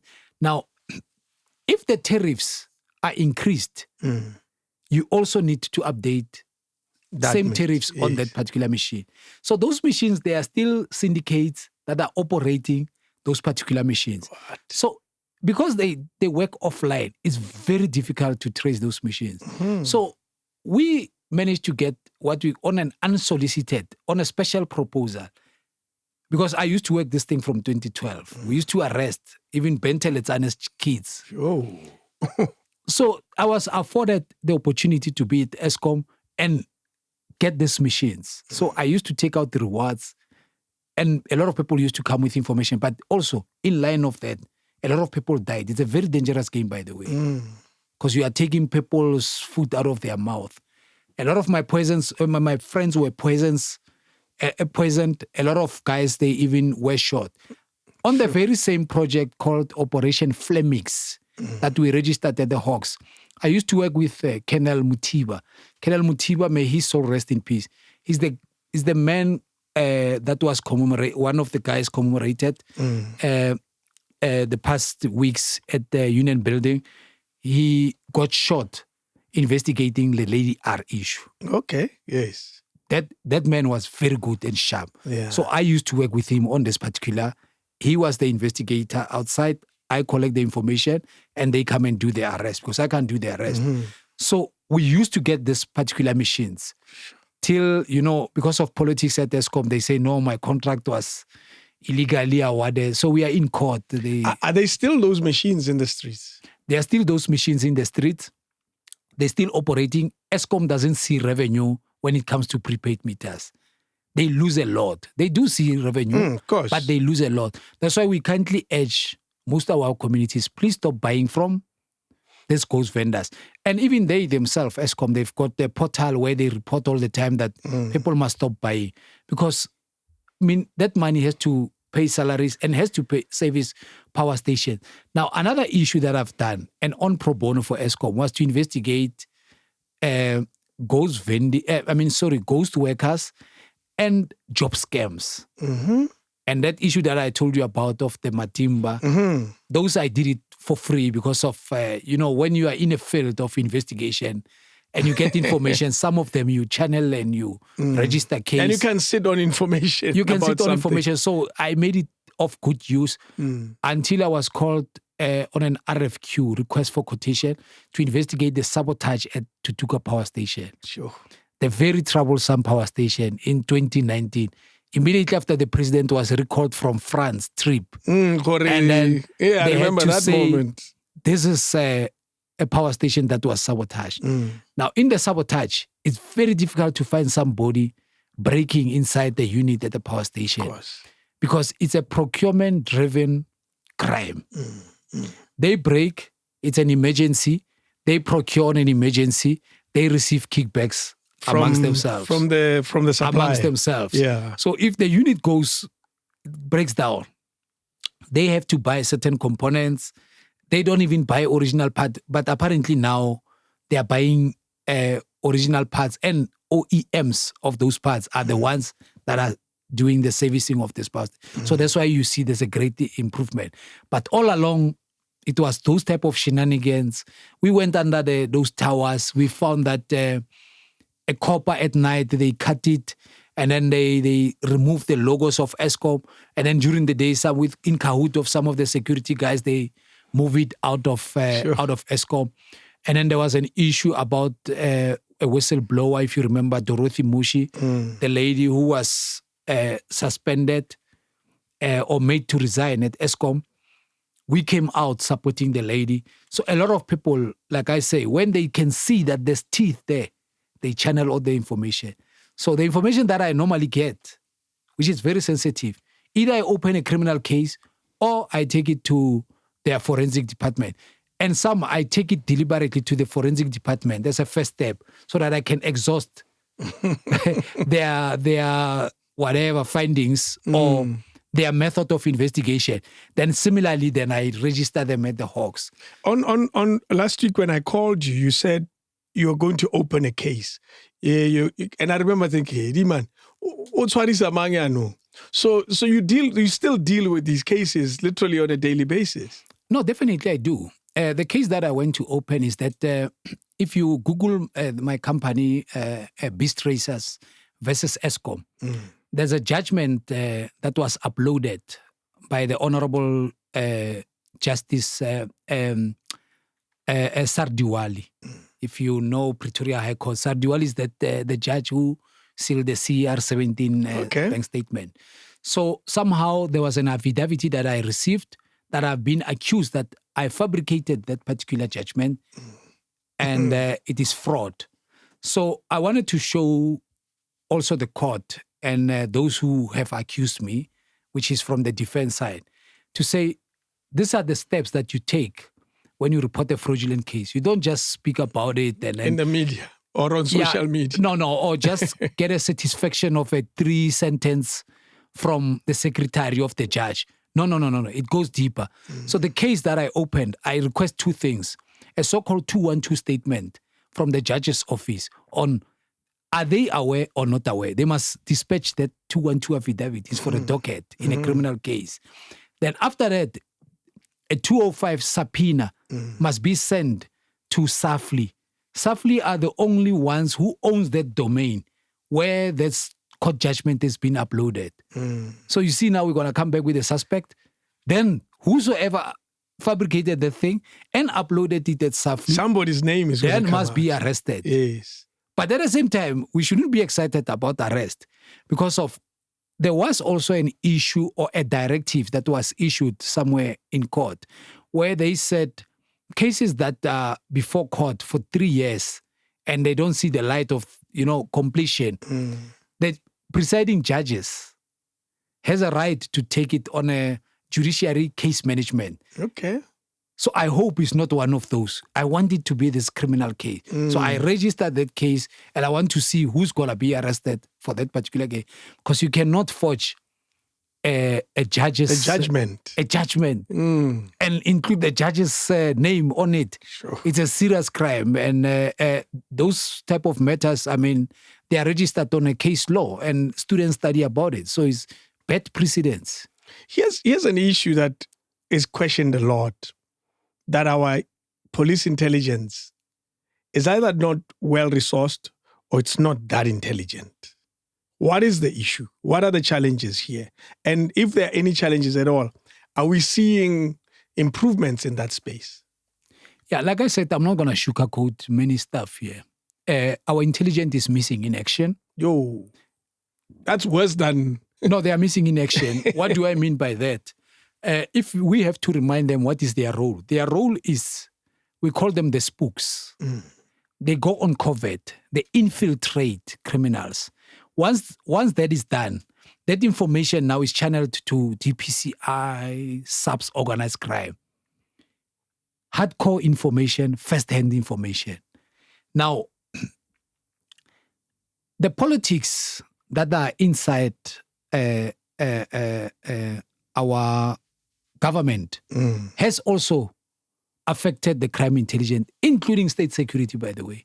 So what do I mean by that? A lot of members were disgruntled because there was a lot of cadre deployments in our state security, including crime intelligence. Of course. A lot of cadre deployment. Now, they were loyal to certain of their masters. Let us clarify. These are MK guys coming back and becoming, going to those positions. Am I correct? Yeah, MK guys, they were awarded a lot of positions. Okay. to a point that, if you have to ask me about the so-called Prasa 3,000 ghost employees, those were not ghost employees. They were comrades that were deployed there. But it's a topic for another day. So what I'm saying is a lot of members then became disgruntled when a certain power was shifted in amongst the ruling party. So then they don't become loyal to those that haven't enabled them or not good listeners to some of their demands. And the budget was cut because the so-called splash funds there, that is their holiday again. They can call us and entertain us on 20,000. We even buy food and even buy takeaways. Yeah. So, but what I'm saying is a lot of budget was cut. Immediately after the budget was cut, many members were disgruntled. That's why you'll see July unrest never been resolved. That's why you'll see even the DG of the presidency, she received a letter with a bullet saying, stop the state capture. Yeah. The state capture investigation. You remember the bullet that was sent through the letter box. That's why you'll see state security, those offices in Littleton, they were broken into, certain money supposedly gone missing and documents. You'll never find who has done that. The office of the Chief Justice. Yes, that was broken into. Computers were stolen. You'll never see the light of what really happened. Our honorable former President Thabo Mbeki, he sat with somebody in the house for days, in a presidential house, for days, a stranger staying there, eating the same food, drinking the same wine, and the likes. So what I'm saying is that is a serious security state threat. Sure. And again, once we see such things, you get foreign intel or some foreigners who are in our country alerting us about the Lady R issues, that it loaded guns, to a point that our brothers end up being killed investigating the matter. Bukenel Mutiba, which it breaks our heart. At the same time, after doing that, the only apology is got a but. I apologize, but I've never heard such an apology. I studied Bantu education. I don't know about now. But the but is not an apology. So in line of all of that, all of these problems, it shows that state security and crime intelligence is not functioning well. On top of that, we've got high numbers of kidnappings, by the way. Now, when it comes to kidnappings, then there are a lot of red tapes whereby certain equipments need to be dispatched to deal with the criminals who are committing this crime. Yeah. But there's a lot of red tape. You have to wait for a signature of some general who's at the funeral or some wedding. If you can't get the signature, you will wait for the next day for a particular certain resource to be dispatched to deal with a particular crime. So there's a lot of red tapes, but a lot of members are disgruntled. That's why I said, even on the Human Rights Commission report, if you read it, they picked up that paragraph where I said, the first mistake that our honorable president, after being sworn in unusually at some Loftus Stadium, which was very unusual. That's the first term, The first term. Yeah, Cyril Ramaphosa, yeah. He absorbed the state security into his office. Then it was micromanaged by Zizi Godwa and Mufumadi, Sidney Mufumadi. That is the first mistake, because a lot of members who I'm saying they were disgruntled, they couldn't anymore give out certain reports. So there we've got a big challenge, to a point that that's why we say if you want to get crime to a lower level, we need proper all the lieutenant colonel, from a lieutenant colonel position up to commissioner's position. These people, they need to provide us with their security clearance. Now, security clearance comes in different format. There's levels of top security, all of that, it comes in different levels. As long as you can have a general or a police commissioner who doesn't have that security clearance, then you are going nowhere. The reason why that is needed is because of the person to be in that position is properly vetted by state security. So they follow you, you conduct interviews, you go on a lie detector, they check all your finances, financial flows, and your next of kins. But if that process is not done, not only is it a blunder, you can't deal with crime, but you can't speak of national security, intelligence, even at national key point, at the legislature without having that particular certificate. Sure. So it's a big, big blunder. We've got people with no security clearance, cadre deployments is still there. And once people are disgruntled, they sabotage the system, by the way. In the last 30 years or so, have we had a well-functioning intelligence at some point? It was functioning. Yeah. It was functioning because of, there was a time, if it's not like I'm revealing some of their secret. I think if they get this one again back on the system, it will work better. In the township, you used to have houses, safe houses, that belong to state security. And boys will go steal a car. Guess where they're going to sell that car? To that Brahma man who sits at that house, not knowing that he's collecting data. Wow. And even when a cash in transit has to take place in around the region, states crime intelligence will know who are the boys who stole the vehicle they were trying to sell, that BMW that was found abandoned at that crime scene, who bought the guns yesterday, who wanted the bullets of an AK. So that data was collected in the township, right from the level, because most of the violent crime starts there. So after they cut the budget, those houses then they were all recalled. So now, do we still have that now? We don't have. We're talking about, remember we're comparing about then and now. Back and now. Yeah. Now, whilst you speak of that, then you've got scenarios whereby the budget is being cut, those houses are being closed, criminals, they just move freely. Now, the current guys who are in state security, that's why I'm saying, let's remind them they are called the spooks. State intelligence, yes. Now, you find a guy on social media during weekend as he's chilling. And he's a spook. He's a spook. He's infiltrating the criminals. But on his social media, he's saying, it reminds me when I was graduating from the police. He's posting all the certificates, so the cover is blown. So they might kill him or they might give him the wrong information because of the cover is blown. So the guys who are there, they don't understand, most of them. Some they do, by the way. But most of them, they don't understand what is their role. Infiltration, covert. Are we getting anywhere? If you are aware of it, surely senior officials within government and the police must know about these problems. Are they looking into trying to solve them? When you study MBA, there's what we call organizational behavior, one of the modules. And we learned about the milkshake case study. Now, this George guy, he found a situation whereby the factory of the milkshake was making a big profit. Everybody was happy, production and all of that. But he found a problem in some of the chimney that there are worms there.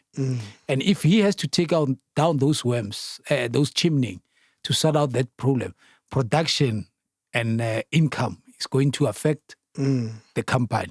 So he left it as it is. So what I'm trying to say to you is that quality management service, you get people who are there just for salary. And remember, we told them that, don't forget that to be a policeman or an investigator, you are born for that job. You cannot go and do the same thing all the time and expect the same result. That's why we see a high number of crime now. Sure. Big syndicates getting away with crime. Some are even in cahoot with some of the officials. And by the way, the break-in of Department of Justice of Mogoeng, I think it was Mogoeng at the time. Was it? Yes, it was Mogoeng. Yeah, just during Zondo transition. Yes, but that main office was a very important office. let's call it a very important office. Some of those people, they are known by crime intelligence who broke into that office. But because they are in cahoot with some of the top brass, they're still in the streets. We've spoken about this, but my brain keeps going back, man. KZN, there's something happening in KZN. I don't know what it is, but we as mere South African citizens who are seeing it from a distance, we are getting a feeling that the police there have a handle on issues, or at least they look like it. And maybe we see this based on the shootings that we've been seeing and so forth. What are you observing about what's happening in KZN currently? I think everybody's worried about the pattern. Let's put it that way. The pattern. And what is a pattern? A pattern is where these thugs are shot, let me say, in conspiracy to commit a crime. Let's put it that way. Okay. They were not committing a crime. No. Most of them, they are caught in their so-called safe houses. Mm-hmm. So we're trying to establish the pattern. And they are shot at. And they are shot at because they are also trigger happy, as we are told. But remember, every operation has got a commander of that operation. Now, other people, they ask, is it the same unit all the time? They are so bad luck that criminals shoot back at them. With the same commander? We don't know. Okay. That's something, that's another thing that needs to be looked at. Is there a pattern of same security companies that are helping the police in some of this operation? We don't know. We don't know as yet. But you know what can tell us? IPID. And after the IPID finding, Commissioner of Inquiry can tell us.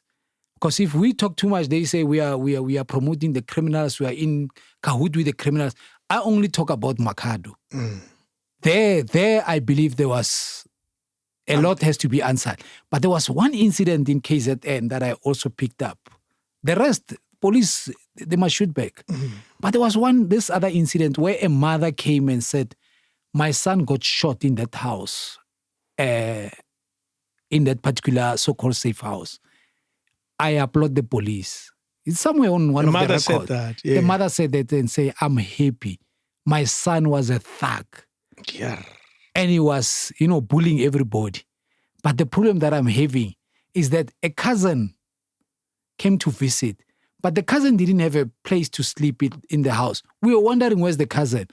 Not knowing that my son said, no, let's go and sleep in that house. There's room there. There's a room there. And that boy was also killed.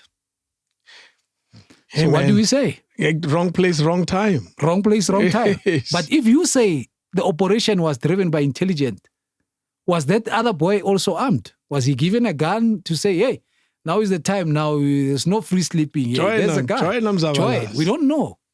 We don't know. But if we were to ask a simple question to someone who observes these issues a lot closer, do we get the impression that the KZN police, and I use KZN as an entire province, is they got a better hold of crime than most provinces right now?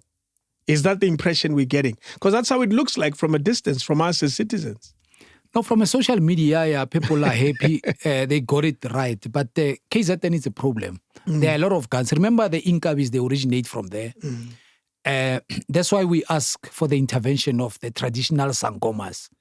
Because, in the industry, most of these people, and that's why another thing, in the last days, they say, they realize that if one gun is used in multiple murders, I'm coming to the sangoma issue.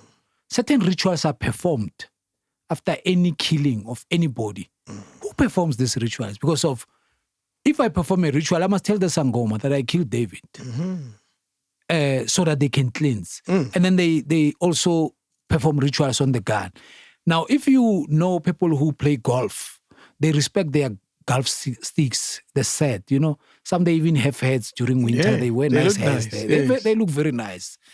That's how the Inkabis treat their guns. That this is my tool. But they must put in teles. They must perform certain rituals. So that problem is very rife in KZN. But as rife as it is, it's an exchange, like Begikele said, that we've seen a pattern that some of these Izinkabis, they run from KZN, they come and take a break in the hostels in Joburg. And whilst we're talking about the hostels in Joburg, we call upon Izindunas. Stop this thing that you want to be fed with information whenever raids will happen. Because you cannot speak to any ordinary person about information that we need to come and raid the hostels. No. Raids are done. You mustn't be informed. You must be informed Just first. get happy that criminals are rooted out. This goes to Izindunas, please. Now, these guns, there are so many in KZN, but also it starts from as early age, a child is given a gun. Then Izinkabis, they've got promotion, to a point that you'll find Izinkabi now fighting for the routes of the taxis, going to the cash in transit. Bangena pilap manje. In the It's taxi not industry. there. You find that they're not necessarily in the taxi industry. No, some they even are in the taxi industry. No, we're not going to shy away. I told you we're not Yes. sugarcoating anything. Mari, if we were to really analyze, now I'll tell you, Jorge, I think what's happening in KZN is good. Even if it looks like it's good, but it's not. Sometimes, you remember, we've been talking about the trusting the police and so forth and so forth. The general narrative now is that ayasebenza amaphoyisa. Whether that's true or not, sometimes all you need is the impression that things are going well. Am I correct in assuming that bayasebenza amaphoyisa manje? Because it looks like since elections, something is happening. Yeah, no, definitely they are. They are working. That's why I said, with Operation Shanyela, we see a lot of certain successes and, bringing certain criminals into book. The prisons are full, so it shows police are working. We just have some challenges there and thereof. But, speaking of KZN is a big problem, as much as Western Cape and followed also Gauteng. There are many criminals who are high on drugs. They don't retaliate, but the police are working. That's why we say, if you respond to these matters, wear your bulletproof, bring a backup. If they are trigger happy, shoot at them. These are not our friends. Shoot at them. And even ourselves on the ground, if we know that such a criminal is sleeping with guns, we do call the police. We've got those type of successes. So it's a team effort. At the same time, everything must be done in the prescribes of the law. We must fully agree there. No matter, I know the truth sometimes it's not nice, but that's what I'm saying, that everything must be done in the prescribes of the law. You don't want tomorrow to find yourself not knowing how to explain what really transpired. But police are working, and many criminals who are in cahoot, or police who are in cahoot with police, they must, ship out of the system so that the new guys can come in who wants to deal decisively with crime. Now I'll tell you, my biggest worry with the South African police service is corrupt police. And the reason why it's my biggest worry is because we expect them to be the ones helping us. And they're the ones who are doing the crime.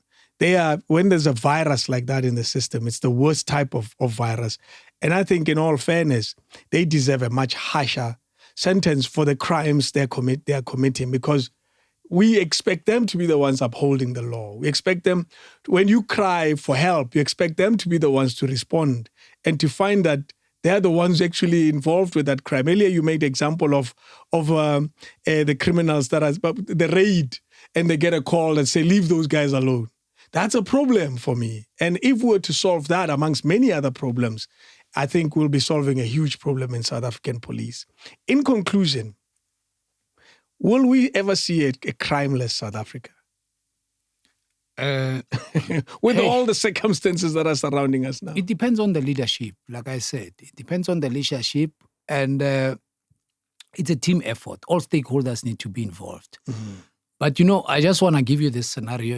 One day there was a couple, every time, the neighbors, they've done a laundry, the husband will call the wife and say, do you see those people? They don't know how to wash the laundry.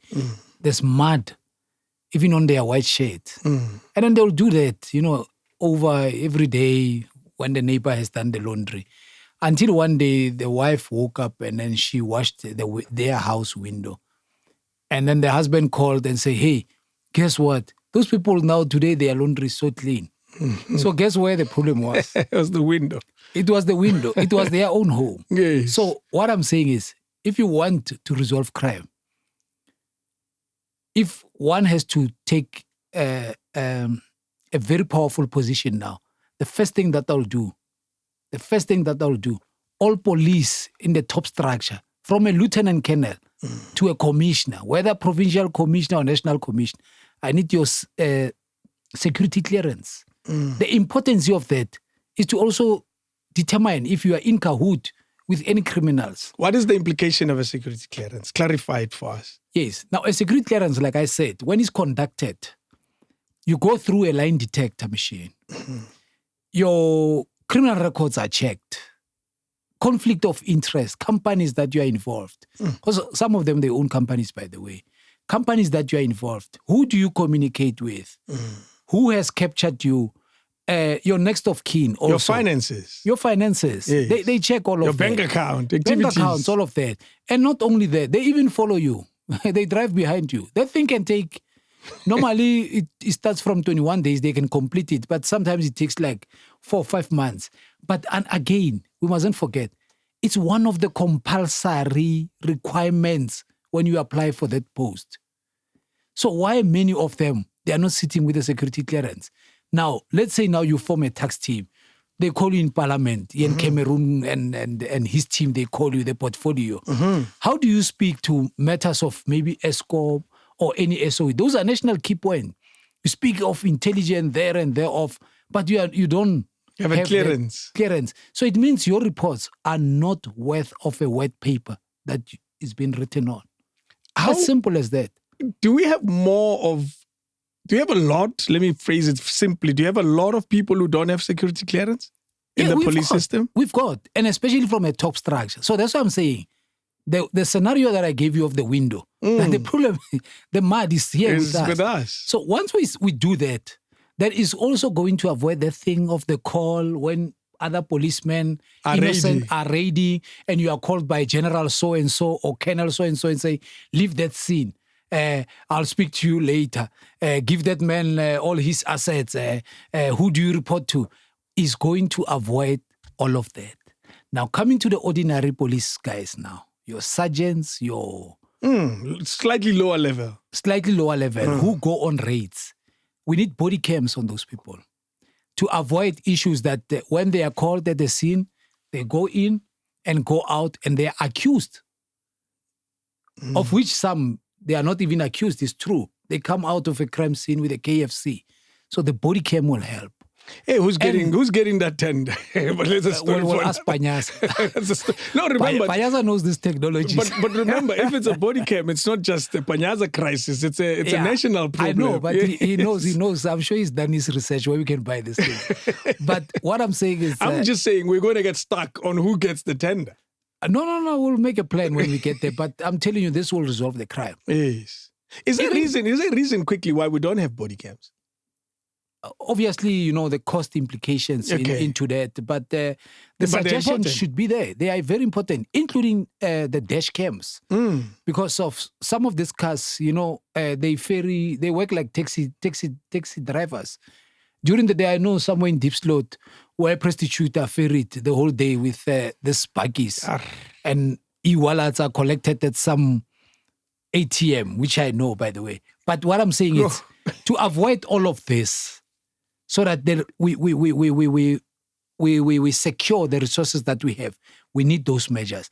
Then lastly, what we need in the police, every morning, every police, when they walk into the police station or a detective office, we need a breathalyzer there. We need sober-minded people to go into these offices. Are you saying... I'm telling you, no, I'm not saying Juan, but... you just need to clarify we need to clarify all of that. And again, they need support of counseling because some of them, they work in cases where very traumatic case. I remember one policeman where I grew up, 4 houses away from my home. He used to say, "Hey man, give me 200 rand." Then I asked him, "Hey, why you need money? Why you need money from me?" He says, "I can't collect bribe where I work because I'm dealing with cases where a 12-year-old child is being raped. So there's no way, even when a client, a complainant is a client, where a client can come in and I say, hey, I'm hungry. Can you give me lunch? Already there's that thing that, you feel so merciful for the other side. But what I'm saying is most of the police who work under enormous stress, they need proper counseling. That's why you find the policemen, they shoot one another, couples, or they even kill themselves. They are very overwhelmed. They need that support. But at the same time, with that support, we need breathalyzers at those entrances. We need security clearances. Dash cams. Body cams. Then we're hitting on the right directions. Hey, we did. I wonder if we are far from that. I have a feeling we are very far from that world that you're describing. We're not, in case if business has to support us. That's why I said from the beginning that business has to support us. They've got their businesses in our townships. But how do they feel if an ATM is bombed, which is their business? And a person has to drive or walk to a spaza shop now to a Bangladesh and pay 40% to withdraw the money. That's another extortion, by the way. But you pay absorbent because it's not regulated with financials. But what I'm saying is business has to help. Business has to come on board. I'll tell you, sometimes business would say a lot of money is available. It just ends up in corrupt hands. Government is not broke.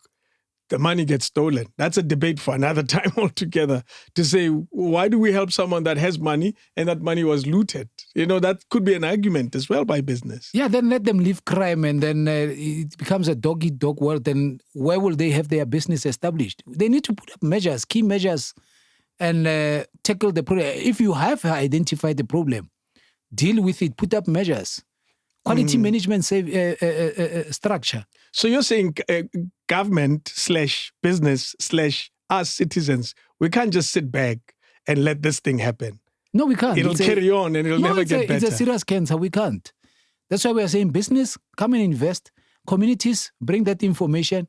Business, if you have identified any corruption, that's what we call business intelligence, where you put up measures on how you regulate your money, how your money can be channeled in some of these resources. Bra Calvin O'Brien, I see you a lot on TV, Mazet. Yeah, I've taken a break. You know what I've done? No, you know what I've done? I managed to get some, especially women, who are in forensic. So I'm empowering them. So whenever the media calls me, here's the CV. I also send their CV. Okay. Here's the CV of someone. Call them. And then by long they are not from the township because some they just study. Then TP and then back. Okay. So we've done that with Professor Kolofelo, Professor Jacob Mufuke.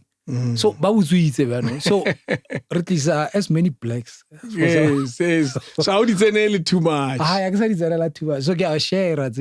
Here's something that very soon I want you to get me somebody else to talk about it.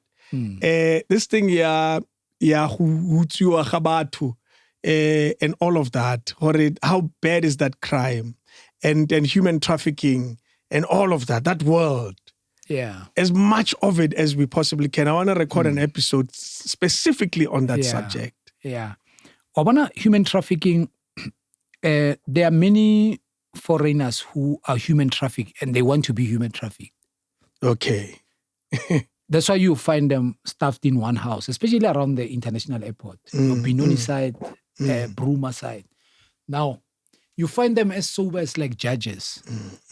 Because the part of the modus operandi, but how human traffic one, they are drugged. Yes. Or they cover their face. But those ones are, they even walk free. Whoever gets a chance to free, so they are not human trafficked. They want to be human trafficked. They are just waiting for a ticket of any big man or wholesaler to bail them out ka asylum, either an authentic one from Maravastad, because you gotta get 30,000, or the ones that are go Kempton Park, get 5,000. So whichever one, then you are paid out at the fee. So there's a big boss who collects the fee. So these are houses with high walls. Let me tell you, Panyaza must fly drones on those houses. Not only are they for human traffic, Lady Perla Moon, Ebalon, they drive them because Perla Moon, you have to put it next to the pool. So,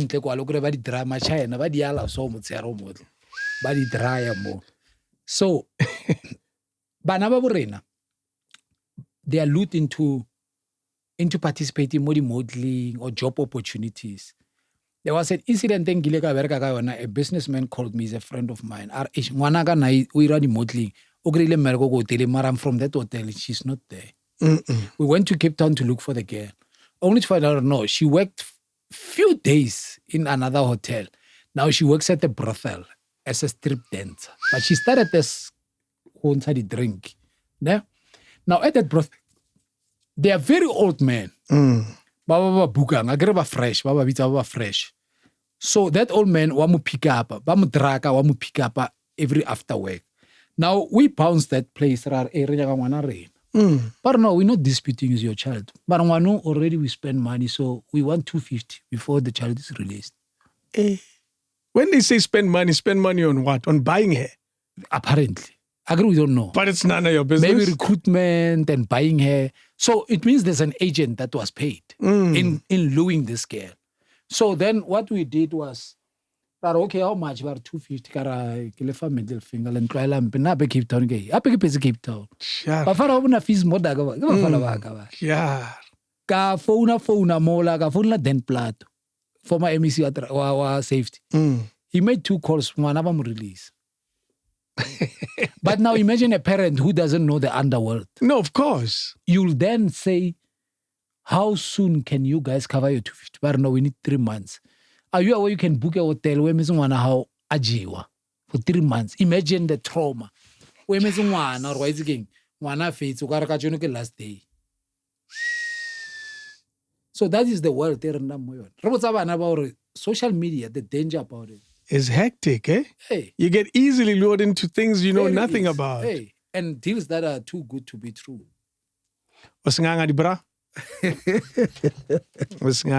Yeah, we just dissected the crime in South African crime. It's actually quite amazing. King David Studio Podcast.